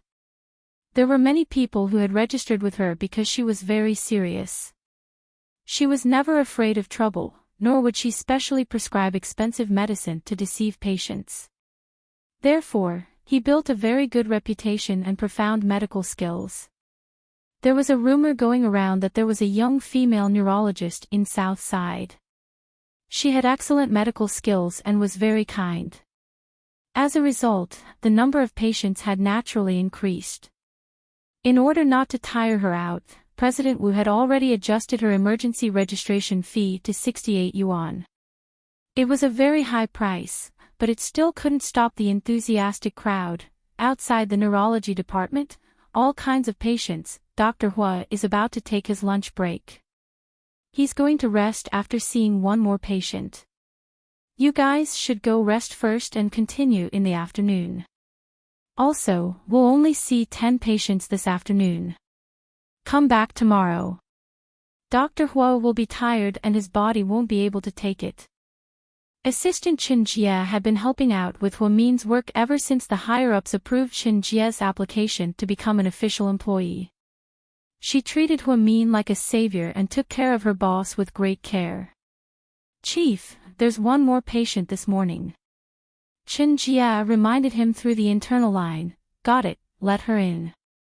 Hua Min hung up the phone and pinched the bridge of his nose. He was clearly tired. Seeing patients wasn't like other things. Although it didn't require physical strength, it required a lot of mental effort. This was especially true for auditing neurology. Although there weren't many surgeries, the patients' conditions were difficult to treat. Most of the patients were mentally or psychologically ill. Mental patients were often seen. Some of the patients would even suddenly become aggressive, which was very unfavorable to Hua Min. Fortunately, she was slowly getting used to it. In her words, it wasn't easy to earn 1.2 million yuan a year. She was always on tenterhooks. Hello, Chief. The last patient in the morning walked in. He was a man wearing a mask and was dressed very fashionably. Take a seat and tell me about your situation, Hua Min said in a friendly manner. Okay. After saying this, the man took off his mask. After seeing his face clearly, Hua Min was shocked.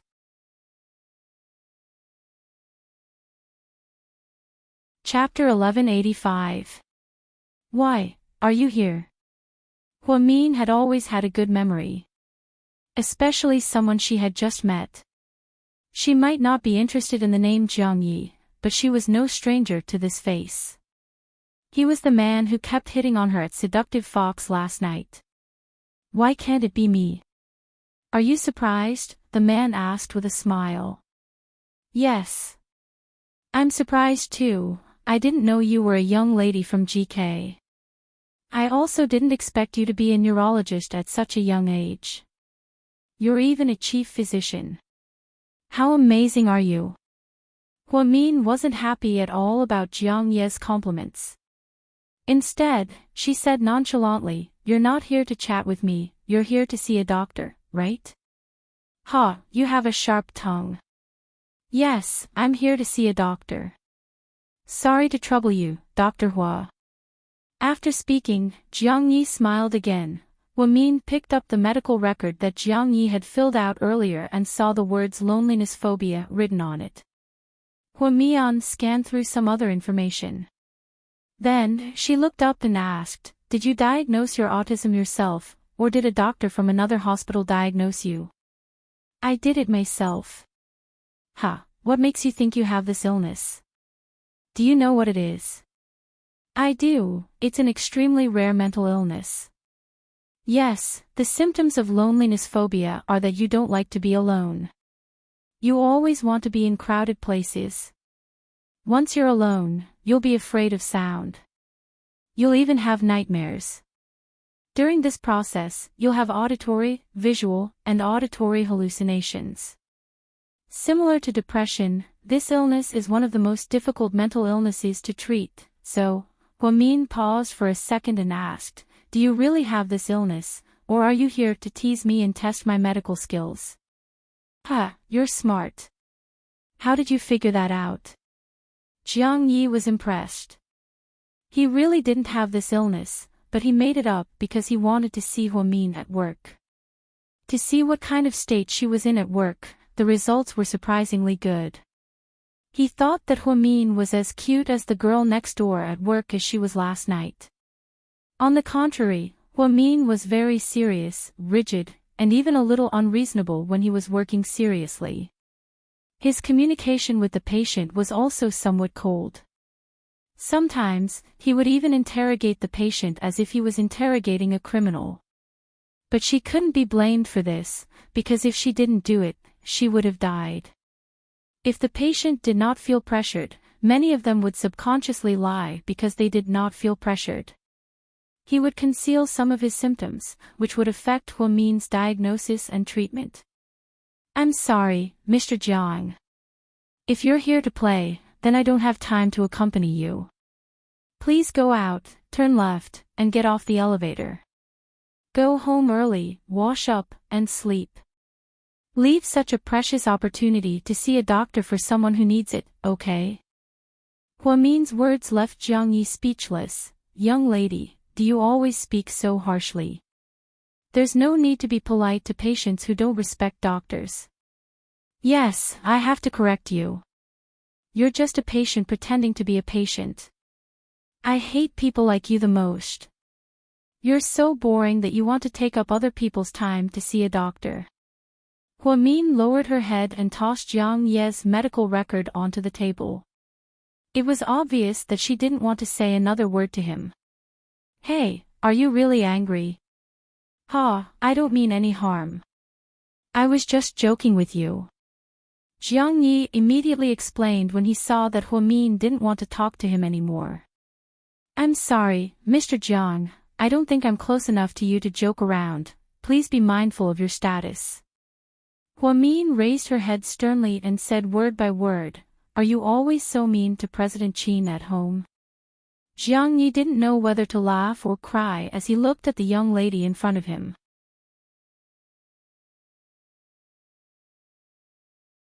Chapter 1186.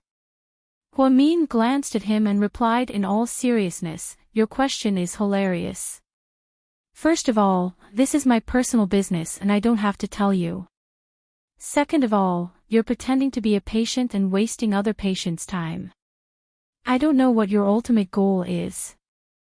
Third of all, if you don't leave in 5 seconds, I'm going to call security to escort you out. You don't have to be so serious. Young lady, you don't know how to flirt. Jiang Yi smiled helplessly. 5. Hey, Huamin, are you serious? You're going to kick me out. 4. Huamin counted in all seriousness. I'm a superstar. 3. Mrs. Qin, don't be so serious. For President Qin's sake, please don't be like this, okay? 2. Huamin didn't give up. Okay, I'll leave. I'll leave right now, right now. In the end, Jiang Yi compromised. Before Huamin could count to 5, he quickly got up and left. Wait, Huamin called out from behind him. Jiang Yi was pleasantly surprised, thinking that Huamin was going back on his word. He immediately turned around. Huamin pointed at the medical records on the table and said with a dark expression, Take this away. Okay. Jiang Yi picked up the medical records on the table, unwilling to give up. Before he left, he didn't forget to look at Huamin and say something meaningful. Young lady, you're ruthless. Huamin still ignored him. She didn't want to waste her breath on patients like this. Walking out of Southside Recuperation Center, Jiang Yi put on his mask and didn't know whether to laugh or cry. He hadn't been kicked out by a woman in years. He was a movie superstar. How did he end up in this state? This Lady Qin wasn't normal at all. Jia, call the next patient. You're done already, Chief. It's almost lunch break. Why don't you continue in the afternoon? Chen Jia's heart ached for Huamin, so she kindly reminded him. There's still some time. I can still look at one more. Put it in. Huamin wasn't in a good mood. If Jiang Yi hadn't cut the queue and played a prank on him, he would have been in a bad mood. Perhaps she wasn't that tired. It was already hard enough for a doctor to deal with diseases, but he still had to deal with these boring patients. However, the strange thing was that Siyu had once pretended to be a patient to see her, but she didn't have such a strong sense of disgust. She hated Jiang Yi. He was almost 40 years old, but he didn't act like a man in his 40s at all. At noon, Huamin went to the cafeteria for lunch after seeing the last patient. In the afternoon, President Wu came to Southside for an inspection. He also brought along the leaders of the Provincial Ministry of Health. As a key doctor, Huamin accompanied various leaders to inspect the environment of the South Side. Then, he gave a godlike explanation. It was almost 6:30 p.m. by the time she got off work. She had unknowingly worked another hour of overtime. After taking off her white coat and changing into her clothes, she walked out of Southside to recuperate.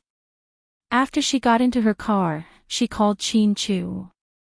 "Honey, I'm still in a meeting. You should go home first. If you're hungry, eat first.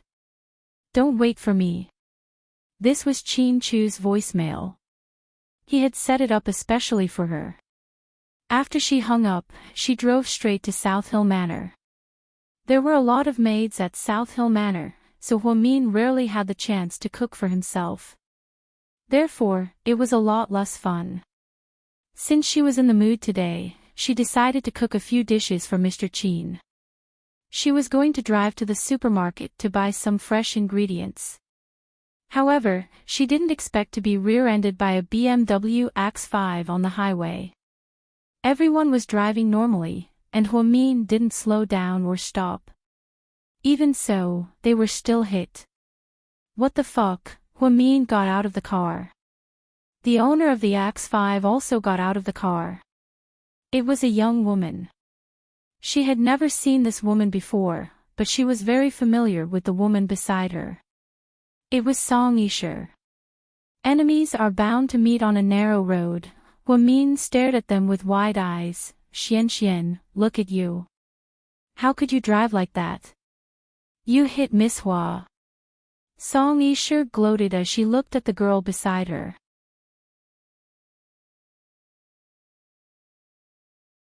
Chapter 1187. Are you a newbie? Why are you driving like this? Even if you want to die, don't drag me down with you, okay? Huamin frowned slightly and ignored Song Yisher's mockery. Instead, he questioned the girl who was driving. Even if I hit you on purpose, so what? What right do you have to be so arrogant about stealing someone else's mistress? The girl named Xian seemed to be full of hostility towards Huamin. If Song Yisher wasn't here, Huamin would have thought that he ran into a mental patient. What mistress? She was so confused. This girl wasn't Song Yisher's so-called best friend, she was just Song Yisher's uncle's daughter. Her name was Song Yisher, and her father was the director of the Land Bureau, a very powerful person. Song Yisher had been studying in Australia, and now that it was almost Chinese New Year, she went home early for the holidays. As soon as she came back, she saw that her cousin was unhappy, so she asked and found out about Song Yisher's troubles. The version that Song Yisher told her cousin was like this: Song Yisher and Chin Chu met when they were 8 years old, and they loved each other since they were young. However, someone took advantage of the fact that she was studying abroad. Not only did she have Chin Chu, but she was also bullying her, so, in Song Yisher's subconscious mind, Huamin was a shameless mistress who stole her cousin's man. Xian, let it go. Song Yisher pretended to be a good person and pulled her sister back. What do you mean let it go? Sis, you're too kind. You can't be soft-hearted towards women like her. Huamin frowned and crossed his arms as he looked at the two girls in front of him. Nice double act, you two are drama actors, right?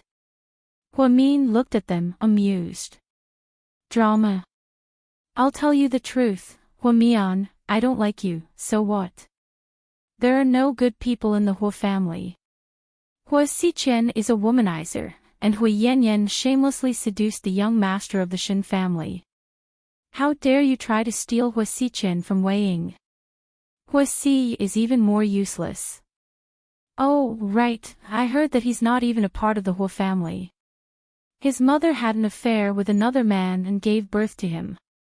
You, on the other hand, always steal other people's lovers. You're so shameless. Anyway, there are no good people in the Hua family. Miss, please make yourself clear.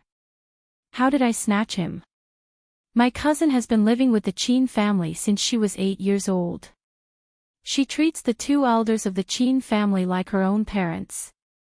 She is also in love with Qin Chu. Oh, really? If that's the case, why isn't she Mrs. Qin? Hua Min asked calmly. That's because you shamelessly interfered and ruined the relationship between my cousin and brother Qin Chu, okay? If they're really in love, no one can ruin it, right? That's because you're too scheming and vicious. My cousin has always been kind, of course she can't compare to you, Song Yishuan argued. Hua Min glanced at Song Yishu coldly. Is this how you teach your sister? Part of what she said is true. I did know Qin Chu when I was 8 years old. Hua Min smiled faintly. If that's the case, then you met him too late. Qin Chu was born on the same day as him at the hospital. That's the girl who was born on the same day as him. That's the girl who was born on the same day as Qin Chu. What's the point of you two taking up the highway and talking nonsense with me? Hua Min was very logical and never lost in an argument. His words made the two women's faces turn red. Indeed, if they were talking about earlier, 8 years old was nothing. Being born at the same time was more important. You're being unreasonable. Song Yishuan yelled angrily. Xian, let's go, Song Yishu said. I'm sorry, but you guys can't leave right now. My car was hit by you guys. You have to give me an explanation, right? Hua Min said with a smile. She wasn't that generous. Her car was hit, yet she still had to pay for it. Money wasn't a big deal, but she couldn't let this go.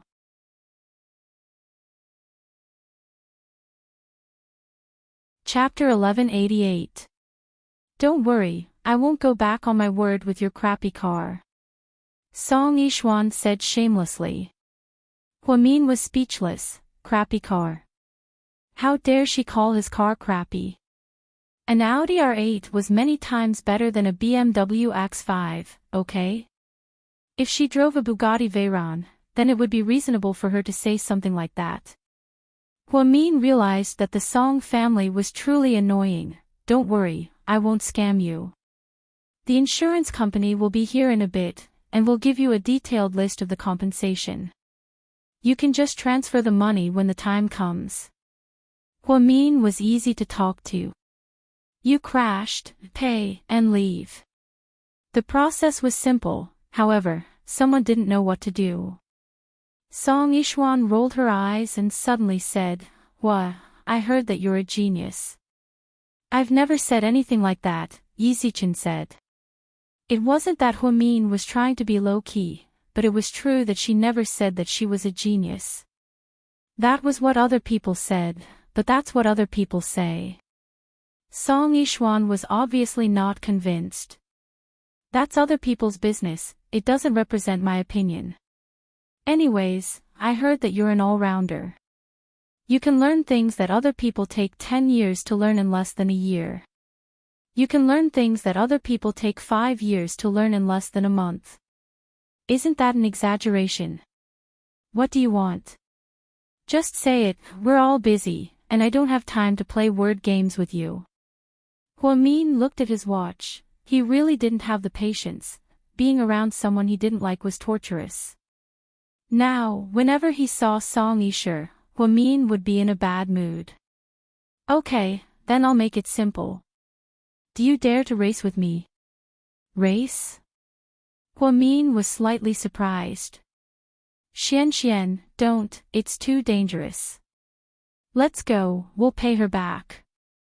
Song Yishu seemed to be trying to stop her, but that woman had a temper. The more you tried to stop her, the more she wanted to do it. Therefore, Hua Min couldn't help but suspect that Song Yishu wasn't trying to stop her.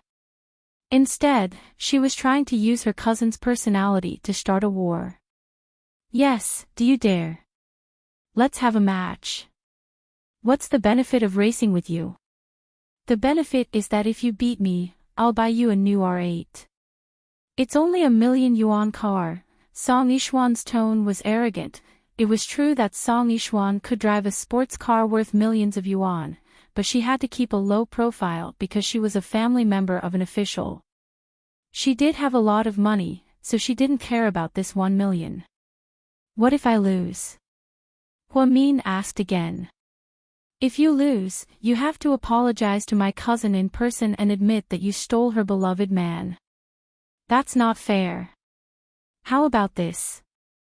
If I win, the Song sisters will have to avoid me whenever Huamin, appears. Make way for me. What do you think? Shameless. Song Yishuan was furious. Xian, are you confident that you can win? Song Yishu lowered her voice. Don't worry, sister. I often race when I was abroad. I'm very good at drifting. Song Yishuan was very confident. Song Yishu nodded in relief. If she lost, she would have to make way for Huamin whenever she saw him. That would be too stupid. If you agree, then we'll bet. If you don't, then forget it. Huamin made up his mind and began to discuss the stakes. We agree, but we have one more request, Song Yishuan said. What is it? We have to change the track. This is a highway and it's very dangerous to race here. There are a lot of cars. Sure, where do you want to go? Huamin asked. Akina Mountain, what do you think? Song Yishuan raised her head and asked provocatively. Huamin smiled meaningfully. Akina Mountain. That's not racing, that's suicide. That mountain was famous for being steep and the track was very crooked. Even normal drivers had to be careful. Why did this woman want to race there? So, are you really going to die? You don't want to race, do you? Huamin glanced at the Song sisters coldly. What? Are you scared?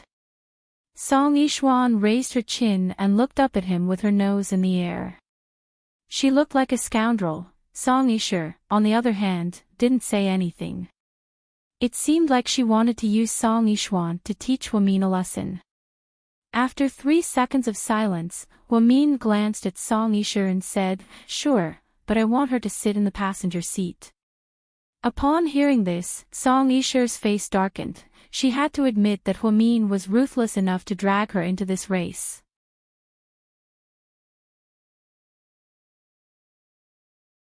Chapter 1189. It's between us. Why are you dragging my cousin into this mess? If you're scared, just say it, you coward. Song Yishuan seemed to think that her cousin was being treated unfairly. If it weren't for your cousin, why would we have this problem? So, if you can't stay out of this, then let's go together. My request is simple, if you don't agree, I won't race with you. Cousin. Song Yishuan looked at Song Yishu with a troubled expression on her face. Xian, forget it, we won't race. Pay her money and let's go home.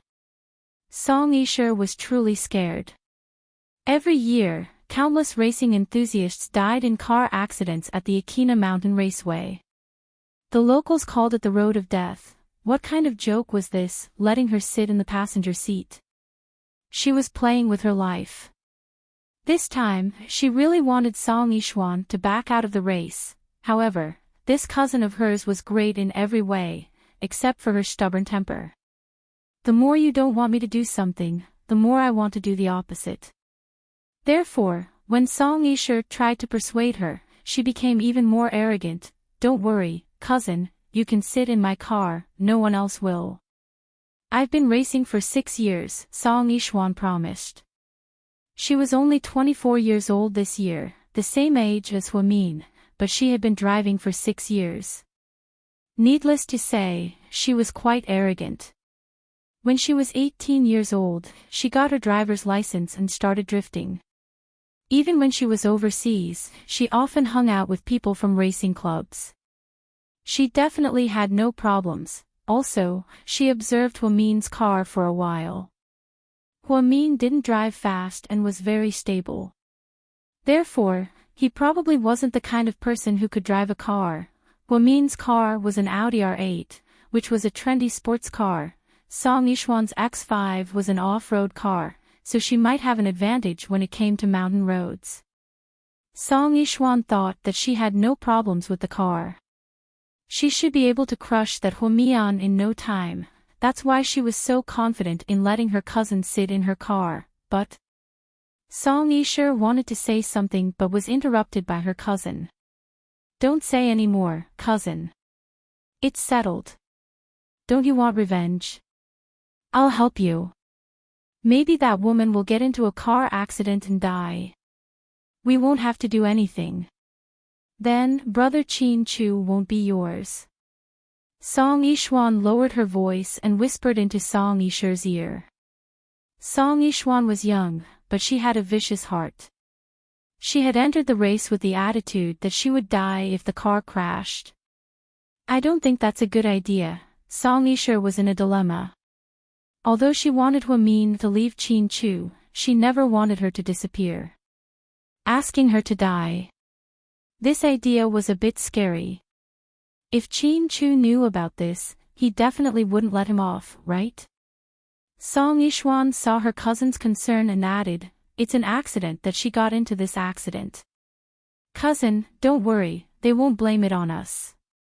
We had a verbal agreement, who would know that we raced with her? Then, before Song Yishu could say anything, Song Yishuan dragged her into the car. Let's meet at the top of Akina Mountain in 15 minutes for the official race, okay? Okay. Huamin nodded. Then, both parties drove to Akina Mountain. The back of Huamin's car wasn't seriously damaged. It was supposed to be a small accident, and they could just pay for it. However, Song Yishuan didn't let it go and insisted on racing. Huamin obviously knew what they were thinking. Since she agreed to the race, she was confident. She had been following the rules and driving slowly all these years. In fact, she wanted to indulge in drifting for a while. Plus, if she won, Song Yishu would avoid her whenever she saw her in the future. What a great decision. That was why she made such a daring decision. The race at Akina Mountain was decided with a single thought. Inside GK's office, Qin Chu's left eyelid began to twitch. Every time something like this happened, it was always when Huamin got into trouble.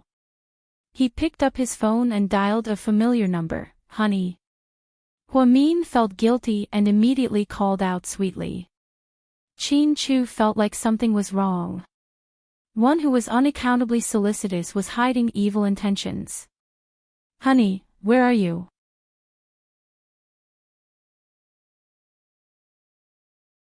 Chapter 1190. I'm on my way home. Huamin answered cheerfully. Really? Qin Chu was obviously suspicious. Of course. You're not home yet. Qin Chu looked at his watch and felt that it was a bit late. Not yet, I actually want to buy groceries and cook for myself. Is your chef's cooking not good enough? Are you sick of it? Do you want to hire a few more chefs? Qin Chu knew that Huamin had always loved cooking, so he suggested. No, it's good enough. Ever since we moved to South Hill Manor, I've gained more than 1.5 kilograms, this was true. Huamin used to weigh only 94 kilograms, but now she was more than 97 kilograms.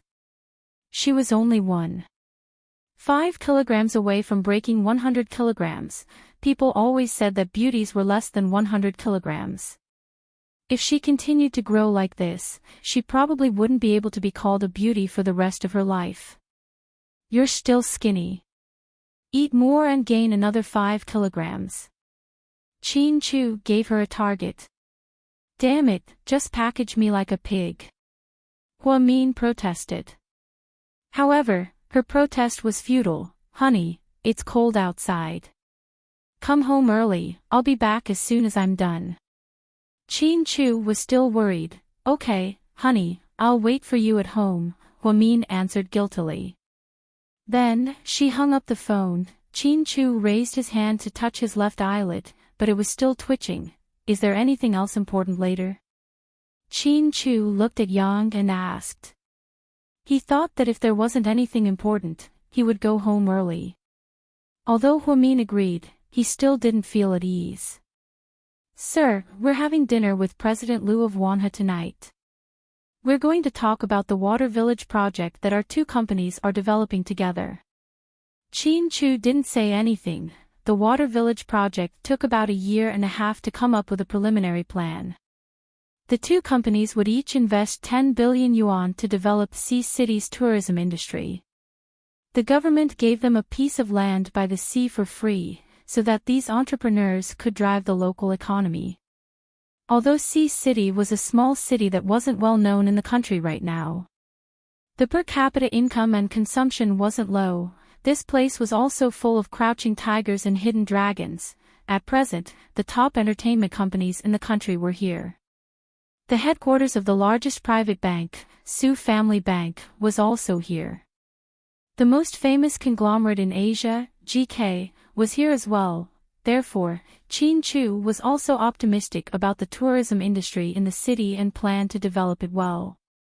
It could be considered as a contribution to his hometown. Since he was going to have dinner with President Liu that night, Chin Chu didn't want to postpone or cancel it, so he gave up on the idea of going home early to supervise Huamin. Therefore, then, Huamian would have the capital to cause trouble again. At the top of the Akina mountain track, 2 cars were parked side by side on the track. This was not a tourist attraction, and the roads were not good, so there were very few people and cars. Occasionally, a few cars could be seen, but they were all racing enthusiasts who drove them for fun. Huamin gripped the steering wheel tightly. He only had one goal today. He had to win. Paying for her R8 in full was a small matter, but the Song sisters had to stay away from her in the future. This was a big deal. In order to stop the flies and mosquitoes from harassing him, Huamin decided he was going to give it his all. Before this, she had something to announce to everyone, and that was, she had never raced before. Inside the other BMW X5, Song Yishuan looked at Song Yisher, who was sitting beside her. Sis, are you done investigating? Yeah, I found it. Song Yisher kept scrolling through her phone and sending WeChat messages. What's going on? What did they say? Hurry up and tell me. Song Yishuan was eager to try. She had been looking forward to the thrill of racing, so she couldn't wait any longer.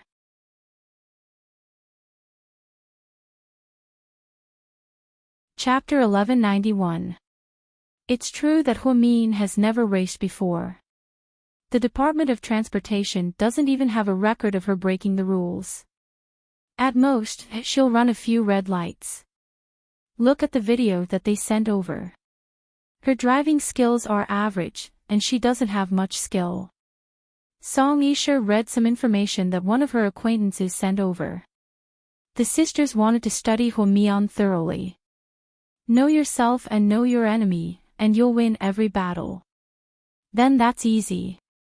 Just wait and see, I'll make sure she dies a horrible death, Song Yishuan said viciously. Then, she rolled down the window and gestured. Huamin rolled down the window as well.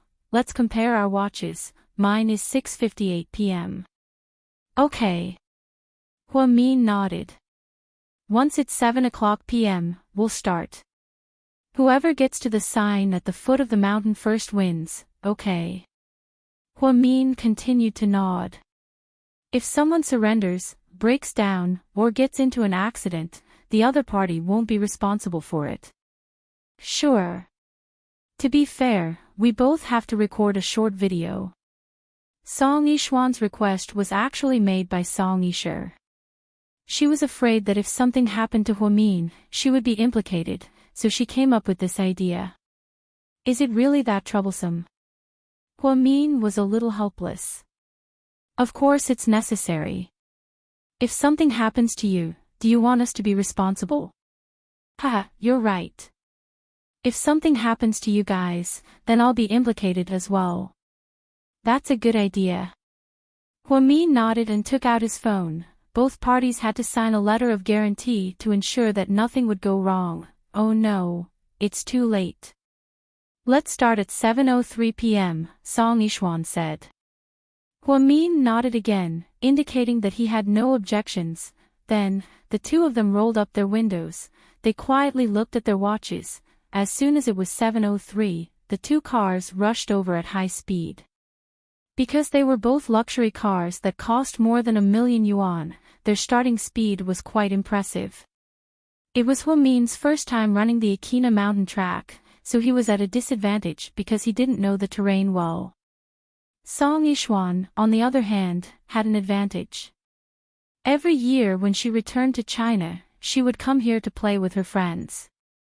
Therefore, they were very familiar with each other. In this way, after running for less than 5 minutes, the distance between them had widened. Huamin was left in the dust by a good 5 meters. The mountain road was very winding. On one side was a steep mountain wall, and on the other side was a very high cliff. Usually, drivers would be very careful on such roads. And these two women were really drunk to be racing on such a mountain road. Song Yishuan did have 2 boys and they were good at driving. However, Song Yisher, who was sitting in the passenger seat, was scared witless. Xian, slow down, sis, don't be silly. If I drive slower and that Hua guy catches up with me, won't I lose? Song Yishuan obviously didn't listen to Song Yisher and continued. Occasionally, she would drift, and it was a very exciting scene. Huamin wasn't in a hurry because he knew that this road was very bad. The fastest they could finish was 12 minutes. It had only been 5 minutes, so there was no need to rush. As the saying goes, the one who laughs last laughs best. Therefore, she didn't work on her speed from the start. Even though she was left behind, she wasn't in a hurry. She just drove steadily. Song Yishuan looked in the rearview mirror and smiled proudly. Sis, to be honest, we're definitely going to win this time. It's hard to say, there's still time. Song Yisher didn't dare to let down her guard. Don't worry, watch me. Song Yishuan said as she continued to speed up, as if she wanted to widen the distance between her and Huamin.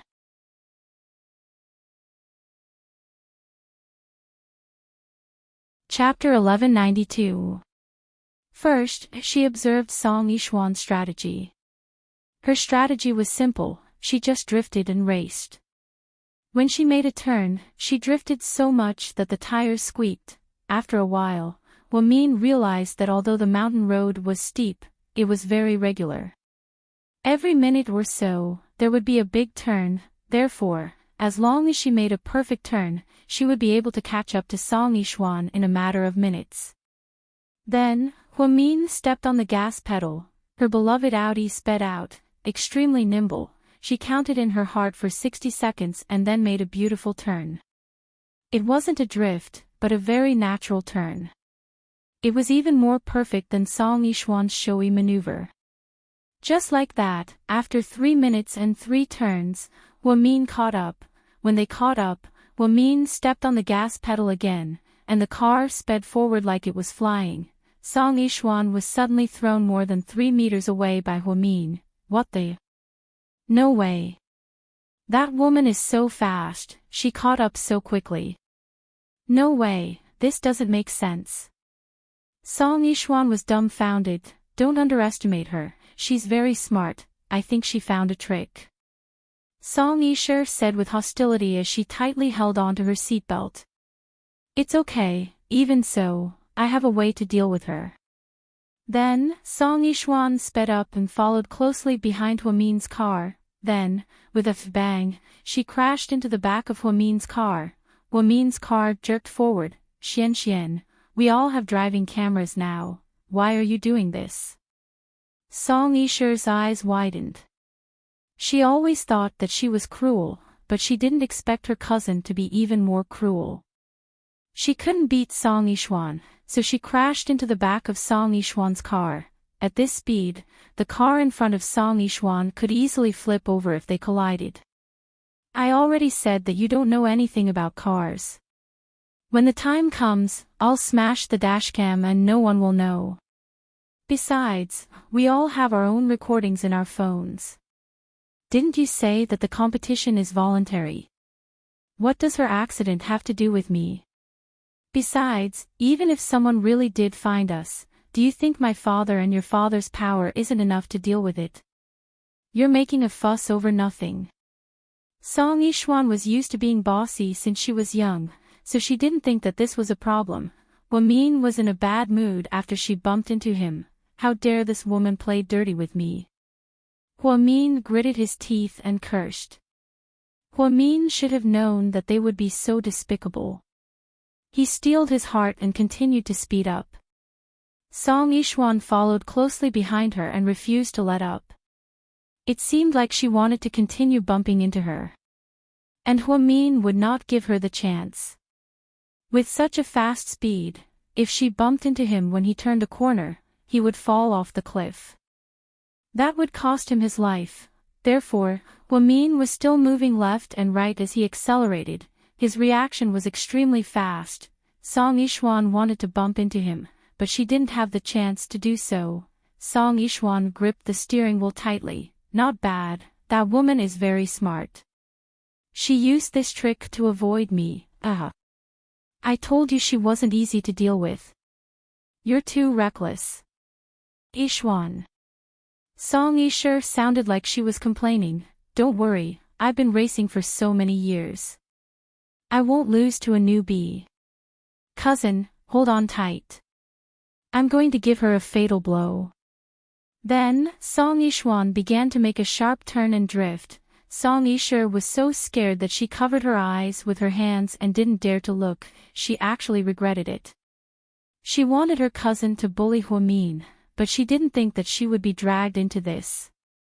The person sitting in the front passenger seat was basically putting her life in someone else's hands. This wasn't racing, this was risking her life.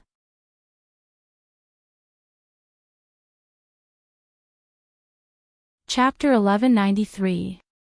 The wheels squealed again, and several times, Song Yishuan felt like the car was going to fall off the cliff. In the end, she was so scared that she closed her eyes.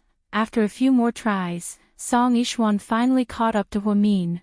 Min, on the other hand, was pushed to the outside by her dirty tricks while she was on the inside. One was on the inside while the other was on the outside.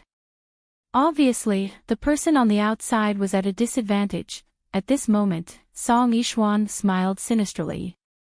Then, she suddenly turned the steering wheel and headed towards Min's direction.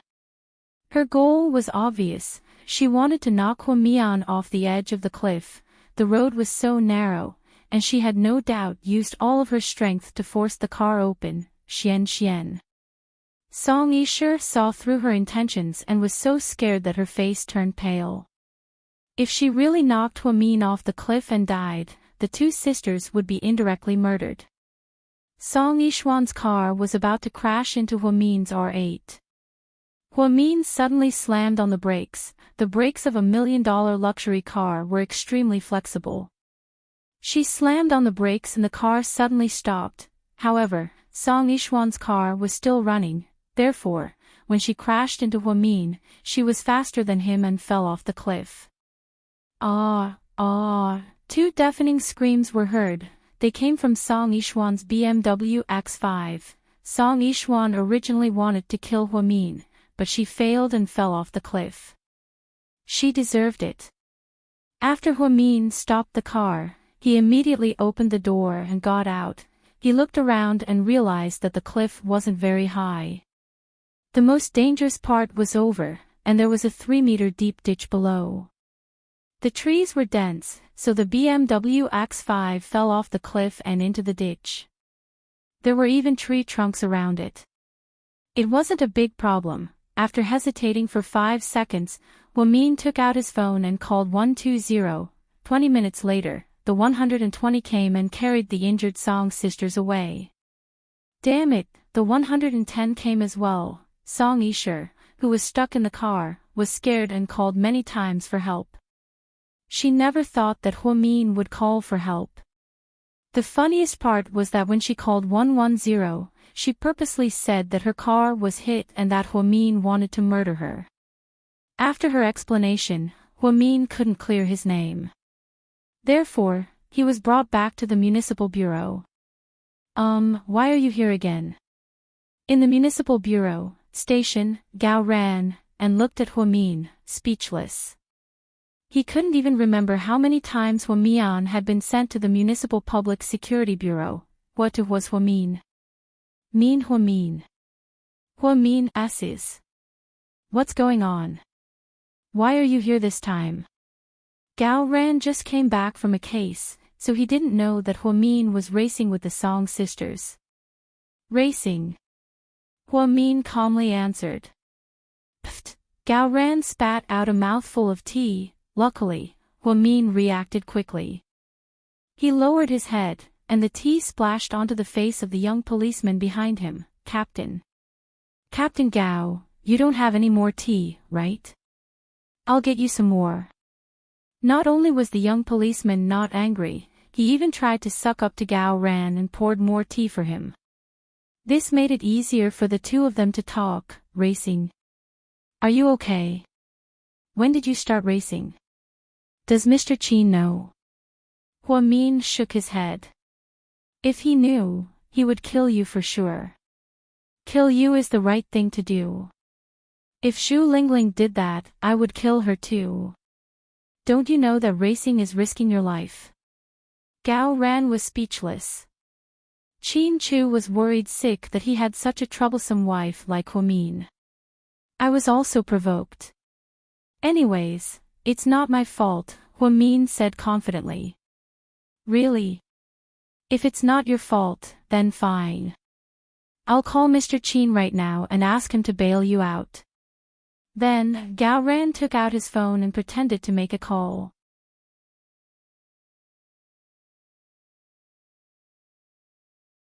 Chapter 1194. Hey, Gao Ran, let's talk this out. Huamin immediately grabbed Gao Ran's hand. She had made up her mind that there was no way she would let Qin Chu bail her out. She would rather be detained for 24 hours. Can't we talk this out? This is a big deal, Qin Chu has to know about it. But I can't let him bail me out now. I'll just buy some time. Huamin had made up her mind not to let Qin Chu bail her out. Every time Qin Chu bailed her out, he would beat her up for half a day. That atmosphere was truly terrifying. But, no buts. Anyways, if you dare to call Qin Chu, I'll tell Lingling that I saw you having dinner with Lin Shuajiao. Fuck, is that even possible? Gao Ran was speechless. If you don't believe me, you can try. Let's see who she believes. Huamin smirked. Even if Huamin framed her, Zhu Lingling would definitely believe it. The problem was, the two sisters were very close. Gao Ran thought about the pros and cons and decided that he couldn't take the risk of calling Qin Chu. So here was the problem, you're in such a serious situation this time. If Qin Chu doesn't bail you out, who are you going to bail you out? Me? Gao Ran asked in all seriousness. The truth was, as a member of the Municipal Public Security Bureau, especially the captain, he wasn't allowed to bail people out. To avoid suspicion, Gao Ran never bailed people out. However, if Huamin wanted to, he could make an exception. Can I ask Lingling to bail me out? Huamin asked. She's on the plane. Gao Ran replied. Okay, I'll call Xiaowei. 20 minutes later, Jiang Xiaowei arrived at the Municipal Public Security Bureau in a Mercedes-Benz RV. Ever since she got pregnant, she basically drove a Mercedes-Benz every time she went out because she was afraid that she would be too tired. Therefore, the Wei family hired a very good chauffeur. Girl, I'm here. Jiang Xiaowei walked in with a branded handbag. She was wearing a long black cotton coat, so her belly was not that obvious. Slightly, thank you for your hard work. Huamin gave Jiang Shaowei an affectionate hug. Shoo shoo shoo. Why are you being so courteous with me? Seriously, then, Jiang Shaowei looked at Gao Ran. Sergeant Gao, am I qualified? Bail me on out. Dr. Jiang, this way please. Gao Ran didn't know whether to laugh or cry. One Huamin was enough of a headache, and now there was another Jiang Shaowei. Seriously, if he didn't let her go, the two of them would probably overturn the city police station. Before leaving, Huamin suddenly asked, any news from the hospital? How are the Song sisters? Apparently, Song Yishuan's injuries are superficial, but Song Yisher's injuries are more serious. Apparently, her nose is caved in. She needs plastic surgery because she was sitting in the passenger seat. Huamin didn't know what to say. She wasn't the type to gloat over other people's misfortunes. He didn't sympathize with Song Yisher because no one could sympathize with someone like her. Anyone with common sense would know that the moment a car accident happened, the driver would instinctively protect himself. Therefore, the unlucky ones were usually the ones sitting in the passenger seat. It seemed like Song Yisher was seriously injured this time. Then what do they want? Are they still going to sue me? Huamin thought that if the Song sisters continued to make unreasonable accusations against her, then she was going to release the video to the public. It was the video that was recorded before the race. This was originally a video that Song Yishuan saved to hurt Huamin, but now it became the evidence that Huamin used to clear her name. Needless to say, it was very good. No, the Song family probably didn't want to make a big deal out of it, so they withdrew the lawsuit. They'll pay for the medical expenses themselves. That's right. Those two bitches went for wool and came home shorn. They wanted to hurt Mian, but they got the short end of the stick. I only want to say 7 words. Jiang Shaowei said, feeling better. What 7 words? Gao Ran looked confused.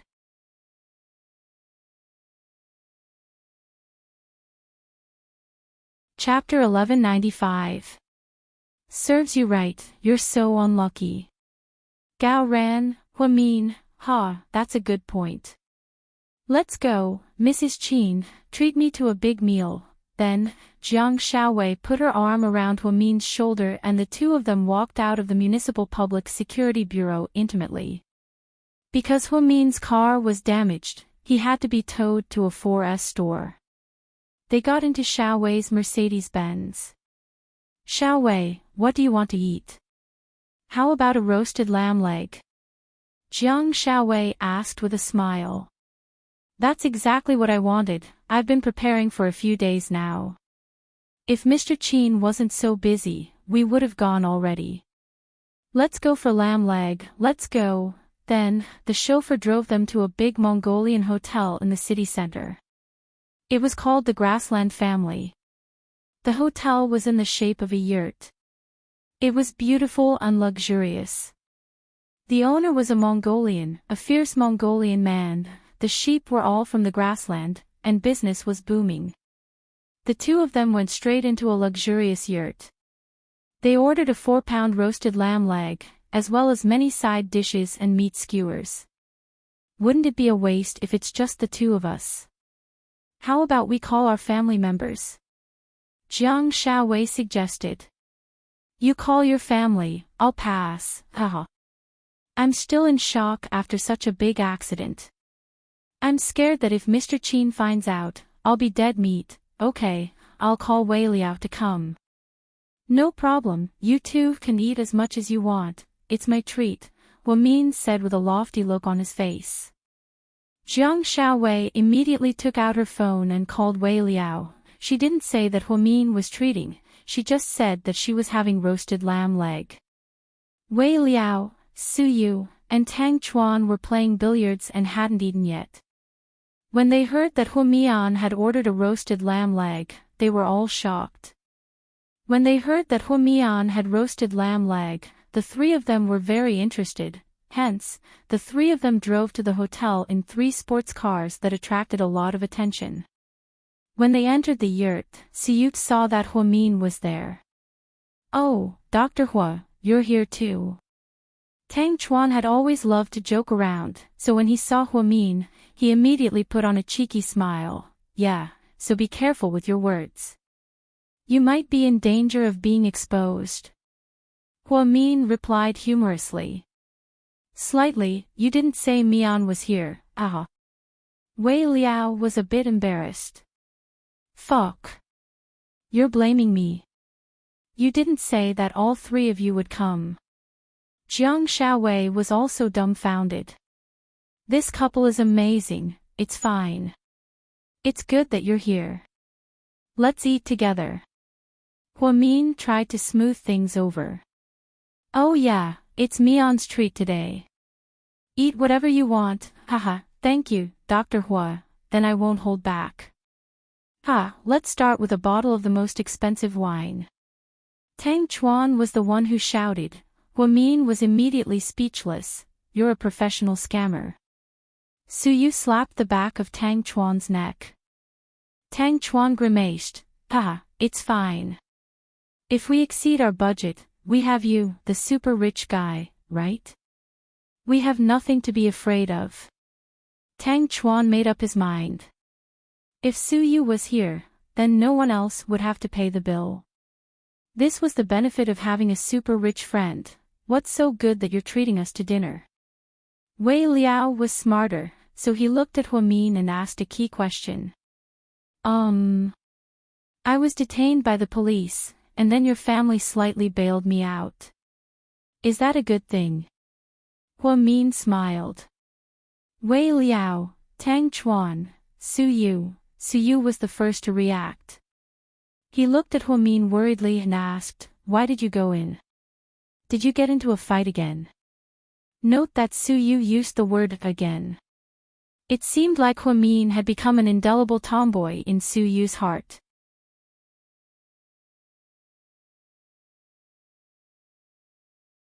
Chapter 1196. Drag Racing. Huamin whispered, feeling a little guilty. Tang Chuan was holding a teacup and drinking the yurt specialty milk tea. He almost spat it out. "Oh my god, drag racing." Tang Chuan yelled in shock. Wei Liao, Suyu, it's true, I can testify.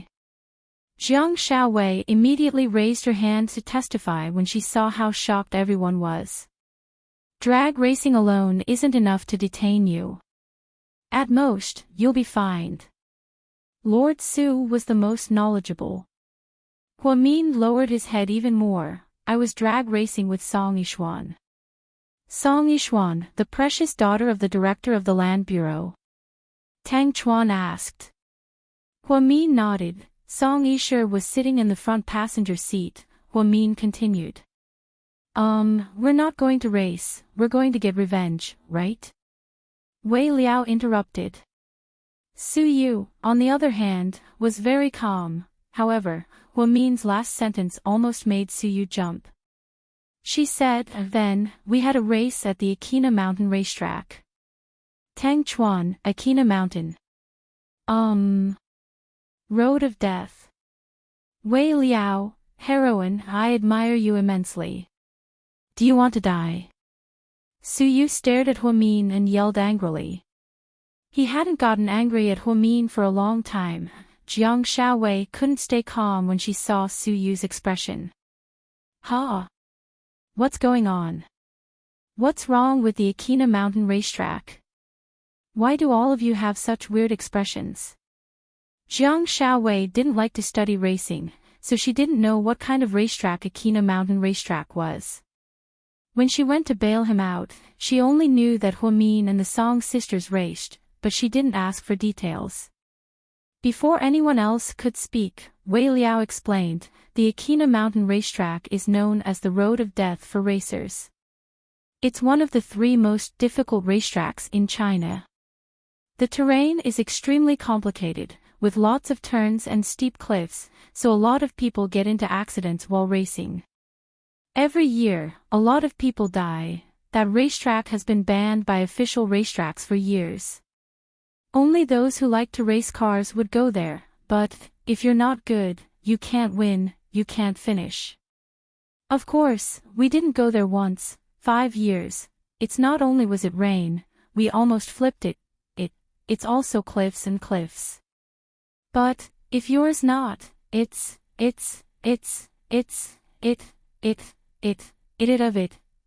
of course. After Wei Liao finished speaking, Jiang Xiaowei fell silent. What kind of race did Huamin and the Song sisters just go through? Seeing that Huamin didn't say anything, Siyu asked with a cold expression, "You think you're a good driver?" "No," Huamin replied. "Then you think you're lucky?" "Not really, just one," Huamin continued to answer honestly. "Then you think it's exciting?" "No, it's not." My heart almost stopped. Huamin continued to answer questions. "So, the result of your race with the Song sisters was?" "Song Yishuan bumped into me when she was turning a corner. Then, I slammed on the brakes, and the two of them flipped over. Then, I called 120. Huamin confessed everything like a criminal. Tang Chuan and Wei Liao worshipped her like she was a god. "Goddess Hua, please accept a bow from your little brother." Tang Chuan put his hands together and laughed. She was really fast when she was turning. You shouldn't have been able to react in time when she suddenly bumped into you. How did you stop in time? That's amazing, how did you do it? Wei Liao was a very meticulous person, and he always paid attention to details.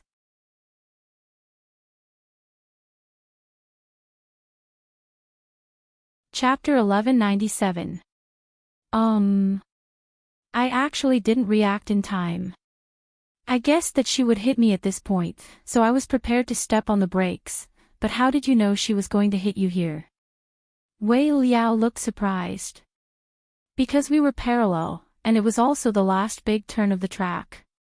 If she didn't hit me at that point, she probably wouldn't have had a chance. But it's not like the Song sisters to not use some tricks, so, Huamin didn't finish his sentence, but everyone knew what he wanted to say. "Mian, didn't you say that you weren't familiar with that track? How did you know it was the last big turn?"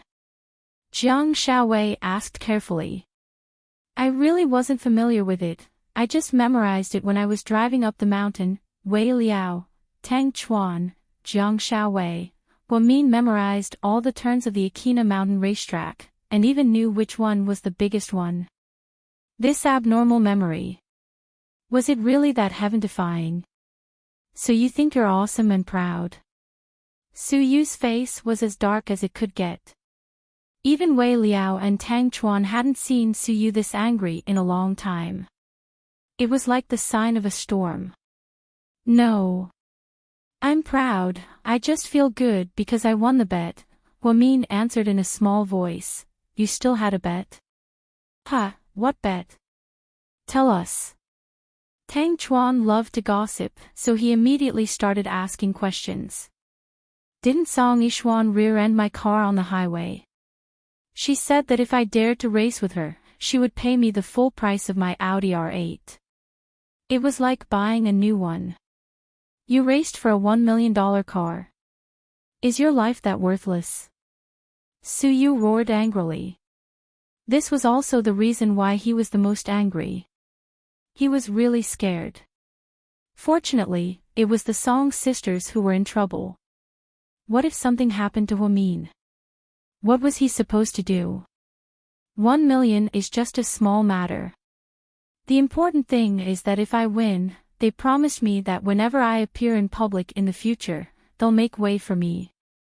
You know, I really don't like Song Yishu, and I also hate her cousin whom I met for the first time this year. So, I think I can give it a try. Huamin said calmly, "But what if you lose?" Wei Liao was a little scared. "I won't lose," Huamin said proudly. His Tsundra index had surpassed Qin Chu's, but I heard that Song Yishuan really started out as a racer. You sure have guts. You're a newbie, yet you chose to race against an experienced racer at a place like Akina Mountain. You're a god. Other than you, I'll never respect anyone else in my life. Tang Chuan gave Huamin a thumbs up. This time, he wasn't teasing him. He truly admired Huamin. Brains and driving skills were only a part of it. What he admired the most was Huamin's courage. Normally, girls would tremble at the sight of roads like Akina Mountain. They wouldn't even dare to drive normally, let alone race. Does Qin Chu know what you're doing? Suyu asked coldly. No, I don't want him to know. He'll skin me alive. Huamin bit down on her lips, looking dazed. Good, then I'll call Qin Chu right now. Suyu was infuriated.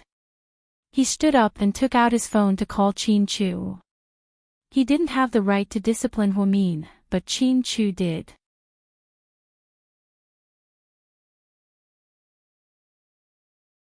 Chapter 1198. With Huamin's impudent personality, it was impossible for him not to teach it a lesson. Don't call me, let's talk nicely. Mr. Warrior. Huamin snatched Suyu's phone away. She looked like a little girl, so you didn't know whether to laugh or cry. You're scared. What were you thinking when you were racing? Are you out of your mind? Suyu cursed angrily. I just wanted to torture the Song sisters. Is it worth it for those two pieces of trash? Suyu asked angrily. Before Huamin could answer, he suddenly heard a familiar voice from his phone. Hello? Suyu dialed the number, but he didn't make the call. Huamin, on the other hand, dialed the number. So, the voice that came from Suyu's phone in Huamin's hand was Qin Chu's. She was scared out of her wits when she thought of this. Huamin immediately made a shushing gesture to the others. Then, he handed the phone to Suyu. Suyu was a little nervous. He only wanted to scare Huamin and didn't really plan on calling Qin Chu. However, he accidentally dialed the number. Hello? What do you want from me? Suyu took the phone and asked awkwardly. You're calling me, and you're asking me what I want from you. Qin Chu was speechless. Although he didn't talk to Suyu on the phone, Suyu's phone number wasn't a secret in their circle. Qin Chu immediately knew who was on the other end of the line. Ahem. I actually didn't want to talk to you about anything, I just wanted to ask if you ate yet. Do you think we can just chat casually with someone like you? Are you crazy? Mr. Qin said calmly. You're right, that's all then. Bye. Then, before Qin Chu could say anything, Suyu immediately hung up. Beside them, Huamian finally let out a sigh of relief. It was a good thing that this annoying person didn't tell Mr. Qin, or else he would have been taught a lesson. Just then, the waiter brought over a lamb leg that was sizzling with oil.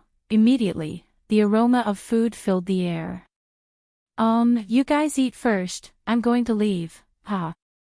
Huamian was still worried and decided to leave first, but you haven't eaten yet. Jiang Xiaowei didn't want him to leave. We'll eat another day. Ha, today's expenses are on me. It's my treat. Everyone, enjoy yourselves. Then, before the others could react, Huamin's picked up his bag, left. Mean was. He was so fast. What's going on? The person who's treating us ran away. Tang Chuan laughed. She's probably afraid that Qin Chu will find out what happened today. Qin Chu is very worried about Huamin. If he finds out that she went racing at Akina Mountain, the consequences won't be good. Jiang Xiaowei said slowly as she held a pair of chopsticks in her mouth. Huamin is a smart girl. She looks like a good girl, but she's actually a troublemaker, Tang Chuan commented. A troublemaker needs to be strong. I heard that the two girls from the Song family were scared out of their wits. Luckily, they were lucky.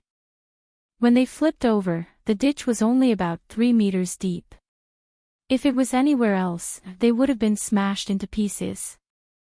Jiang Shaowei gloated. Huamin left the restaurant and called a cab to go home. Sure enough, less than 5 minutes after she got home, Qin Chu came home. She quickly changed into her pajamas and pretended that she had just woken up. Honey, you're back. Emichim, have you eaten? No. What do you want to eat? I'll make it for you.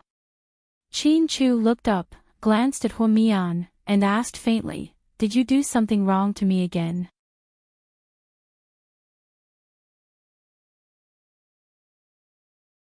Chapter 1199. Ahem, how is that possible? Am I such a disobedient person? Huamin retorted guiltily. Sir, what would you like for dinner? I'll ask the kitchen to prepare it. Uncle Li walked over and took Qin Chu's jacket. Just a bowl of noodles, I don't have anything I want to eat. As soon as Qin Chu finished speaking, Huamin rushed into the kitchen. Honey, I'll cook for you. Do you want spicy or light? Qin Chu didn't say anything, he just stared quietly at Huamin's face. Why are you looking at me like that? Huamin felt guilty again. I feel like you're hiding something from me. Ahem, how is that possible? Honey, you're thinking too much. Is it because of work stress that you're overthinking things? It's okay. I'll make you some soup later to help your brain. Then, Huamin ran into the kitchen and didn't dare to show his face again. Qin Chu went upstairs to change his clothes and take a shower. Then, he took his tablet downstairs and started working in the living room. At night, most of the maids went to bed, so Huamin told Uncle Li not to tell Huamin that he just came back. Half an hour later, Huamin personally made a bowl of fragrant hot noodle soup. He even made Qin Chu a bowl of brightening eyes and nourishing spirit soup. It was actually made with cassia seeds, bitter chrysanthemum, and other important ingredients. Qin Chu sat in the living room and wolfed down the noodles. In fact, as long as it was made by Huamin, he would eat it happily, no matter how bad it tasted.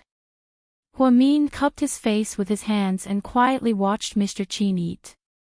Handsome people, even the way they ate was so elegant and charming. What a feast for the eyes. Why are you looking at me like that? Qin Chu looked up. Because you're handsome and easy on the eyes. Don't flatter me yet. Come, let me ask you, where's your car? When Qin Chu came back, he did not see the Audi R8 in the parking lot, so where was her car? This was a crucial question. Huamin's heart was in his mouth again. The car is broken. How did it break? Qin Chu asked while eating.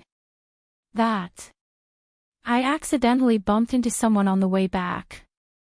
I drove it to the 4S store to get it fixed. Really?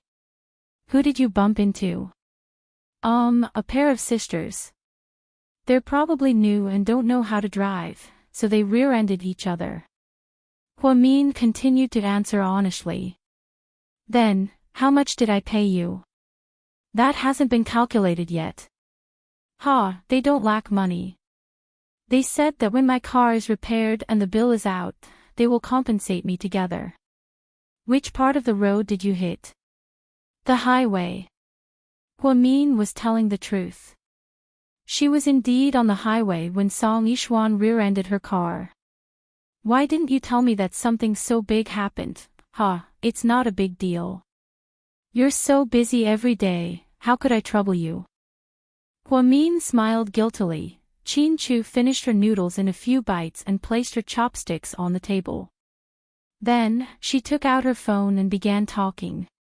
It's weird today, Suyu actually called me. Really? Huamin felt even more guilty. Yeah, I think he wants to talk to me about something, but he didn't say anything. What do you think he wants to talk to me about? After speaking, Qin Chu leaned over and looked closely at Huamin. She didn't dare to look directly at Qin Chu, she was afraid that he would see right through her. Suyu wants to talk to you? How would I know what he wants to talk to you about? Huamin purposely avoided the topic. But I think that if Suyu wants to talk to me, it must have something to do with you. So, honey, can you tell me what happened tonight? Chin Chu's tone was very gentle, but the more gentle it was, the more Huamin was scared. It was like the calm before the storm. At this moment, Huamin was in a dilemma. She was wondering if she should confess and ask for leniency, or if she should just deny it and continue to hide the truth.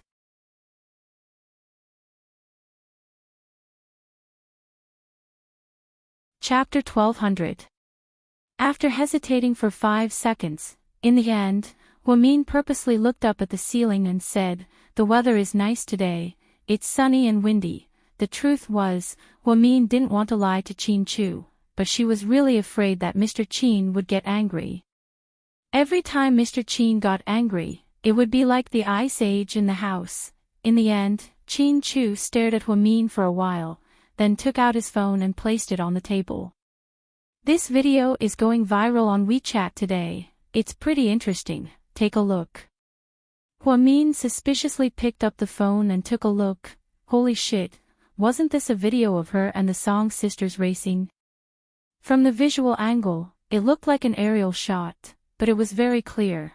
All of a sudden, Huamin felt like she was struck by lightning. This. Huamian stammered for a long time, unable to say anything. "Don't you think the license plate looks familiar?" Chin Chu looked at her with a smile in his eyes. It would have been better if Mr. Chin didn't smile, but when he did, she got goosebumps. "Honey. I'm sorry." Huamin saw that she couldn't hide the truth anymore, so she immediately started apologizing. "Oh. You're sorry. What did you do wrong?" Shouldn't you tell me that you lent your car to someone else to race?" "No, I didn't lend it to anyone else, I drove it myself."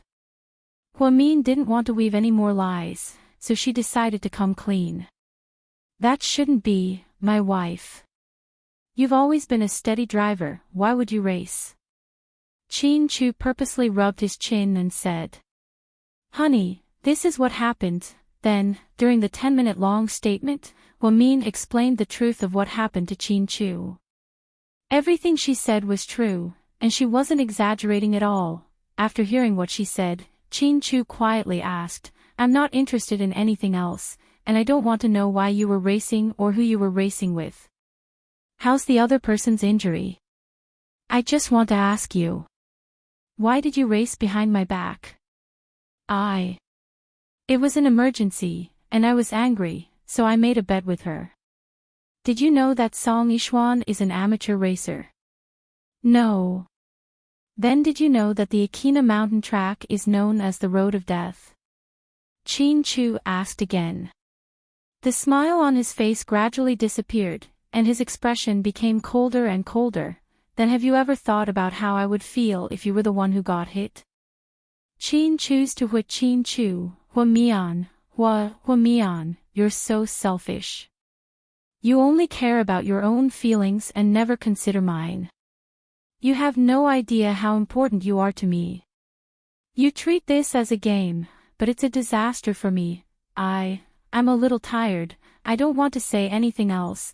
After Chin Chu finished speaking, he turned around and went upstairs with his tablet.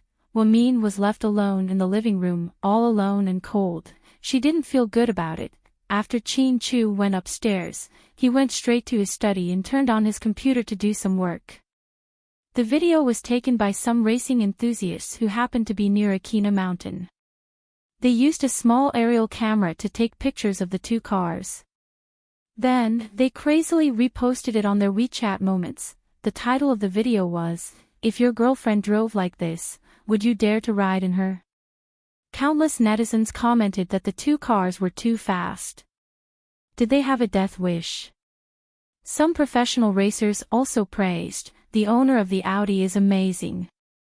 Although she's not very good at driving, she's very stable and beautiful when she turns." The person who posted the video didn't want to get into trouble, so they censored the first 2 digits of the license plate. However, Chin Chu could still tell that it was Huamin's car. He wondered why his left eyelid kept twitching tonight.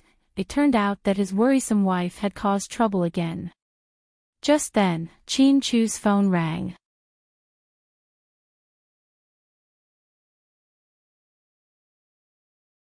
Chapter 1201. Chin Chu, I was careless about your wife, I'm sorry. After Rick fell in love with his girlfriend, he had been intimately attached to her. He used to send people to protect Wamin, but things had been peaceful recently, so he let his guard down. Now, Wamin's racing incident had spread throughout the industry. Rick immediately apologized to Chin Chu. It's okay, it's not your fault, my Mian is really a pain in the ass. Chin Chu didn't know whether to laugh or cry. Okay, call me if you need anything. Okay. The two men hung up after a few words. At this time, Gao Ran sent him a WeChat voice message. Mr. Rich, come out and drink. How dare you ask me to drink with you? I haven't had the chance to settle the score with you for not telling me. What are you talking about? I don't understand. Gao Ran immediately felt guilty. Go on, keep making things up, I'm getting more and more confused, haha. Gao Ran pretended to be confused, trying to get away with it. You used to think that we were on the same page, and that we were still buddies. But now that you slept with Zhu Lingling, you betrayed her, right? You helped her hide it from me. No, how could I? You're still being stubborn. Good, very good, then swear that if you hide anything from me, you'll have erectile dysfunction for the rest of your life. Fuck. You're so evil. Gao Ran was so angry that he almost stomped his feet. If you dare to swear, I'll believe you. Chin Chu didn't give up. Ha ha ha, fine, I give up. Chin Chu, you're so evil. I really shouldn't have done that. You're so smart, so you must know that Huamin needs to be taught a lesson, or else she'll be too stubborn. We're talking about you now. You're a police officer, but you're so spineless that you're betrayed by a woman. No, I'm innocent. You don't know how evil Huamin is. She said that if I didn't help her hide it from you, she would tell Lingling that I was dating Lin Xuejiao. You don't know how much Lingling trusts Huamin. Would I dare to take that risk? I've been single for 10,000 years and finally found a girlfriend. Can you bear to see me get dumped? Chin Chu chuckled softly. Huamian and her weren't family, and they wouldn't enter the same house. She even dared to threaten Gao Ran and made him obedient. She was really something else. The two of you should take care of your own business, right? Don't drag us down with you. I wish you a wonderful night. Goodbye. With that, Gao Ran started playing dead. He made up his mind that no matter what Chin Chu said, he wouldn't reply. Chin Chu looked at his watch. It had been almost 15 minutes since he went upstairs. According to his calculations, Wamin would definitely come and apologize within 20 minutes. When that time came. Just wait and see. Gao Ran was right about one thing. It was time to teach this little wild horse of his a lesson, otherwise, he would really be out of control. This time, he was racing. Next time, he would probably fly into the sky. Downstairs, Huamin racked his brains for a way to appease Mr. Qin. He seemed to be really angry, angrier than before. In the end, Huamin decided to use his ultimate move. After 20 minutes of stalemate, Huamin decided to take the initiative. Outside the study, Huamin gently knocked on the door. Chin Chu didn't even look up as he continued to read. Huamin was wearing a light pink, lacy, sexy nightgown. Zhu Lingling had bought it for her when they were shopping. Zhu Lingling told her that she would be able to make Chin Chu fall head over heels for her. This nightgown was translucent and faintly discernible. It was indeed very seductive, honey. Huamin purposely said in a coquettish voice. Her soft voice made Chin Chu's bones melt. you're tuning into the LoveLore Library YouTube channel. We're so grateful for your support, and don't forget to subscribe to join us on this incredible journey through captivating stories. Your generosity through donations truly makes a world of difference, as it's the primary source of revenue that allows me to expand and enhance this channel for you. Thank you from the bottom of my heart for being a part of this adventure.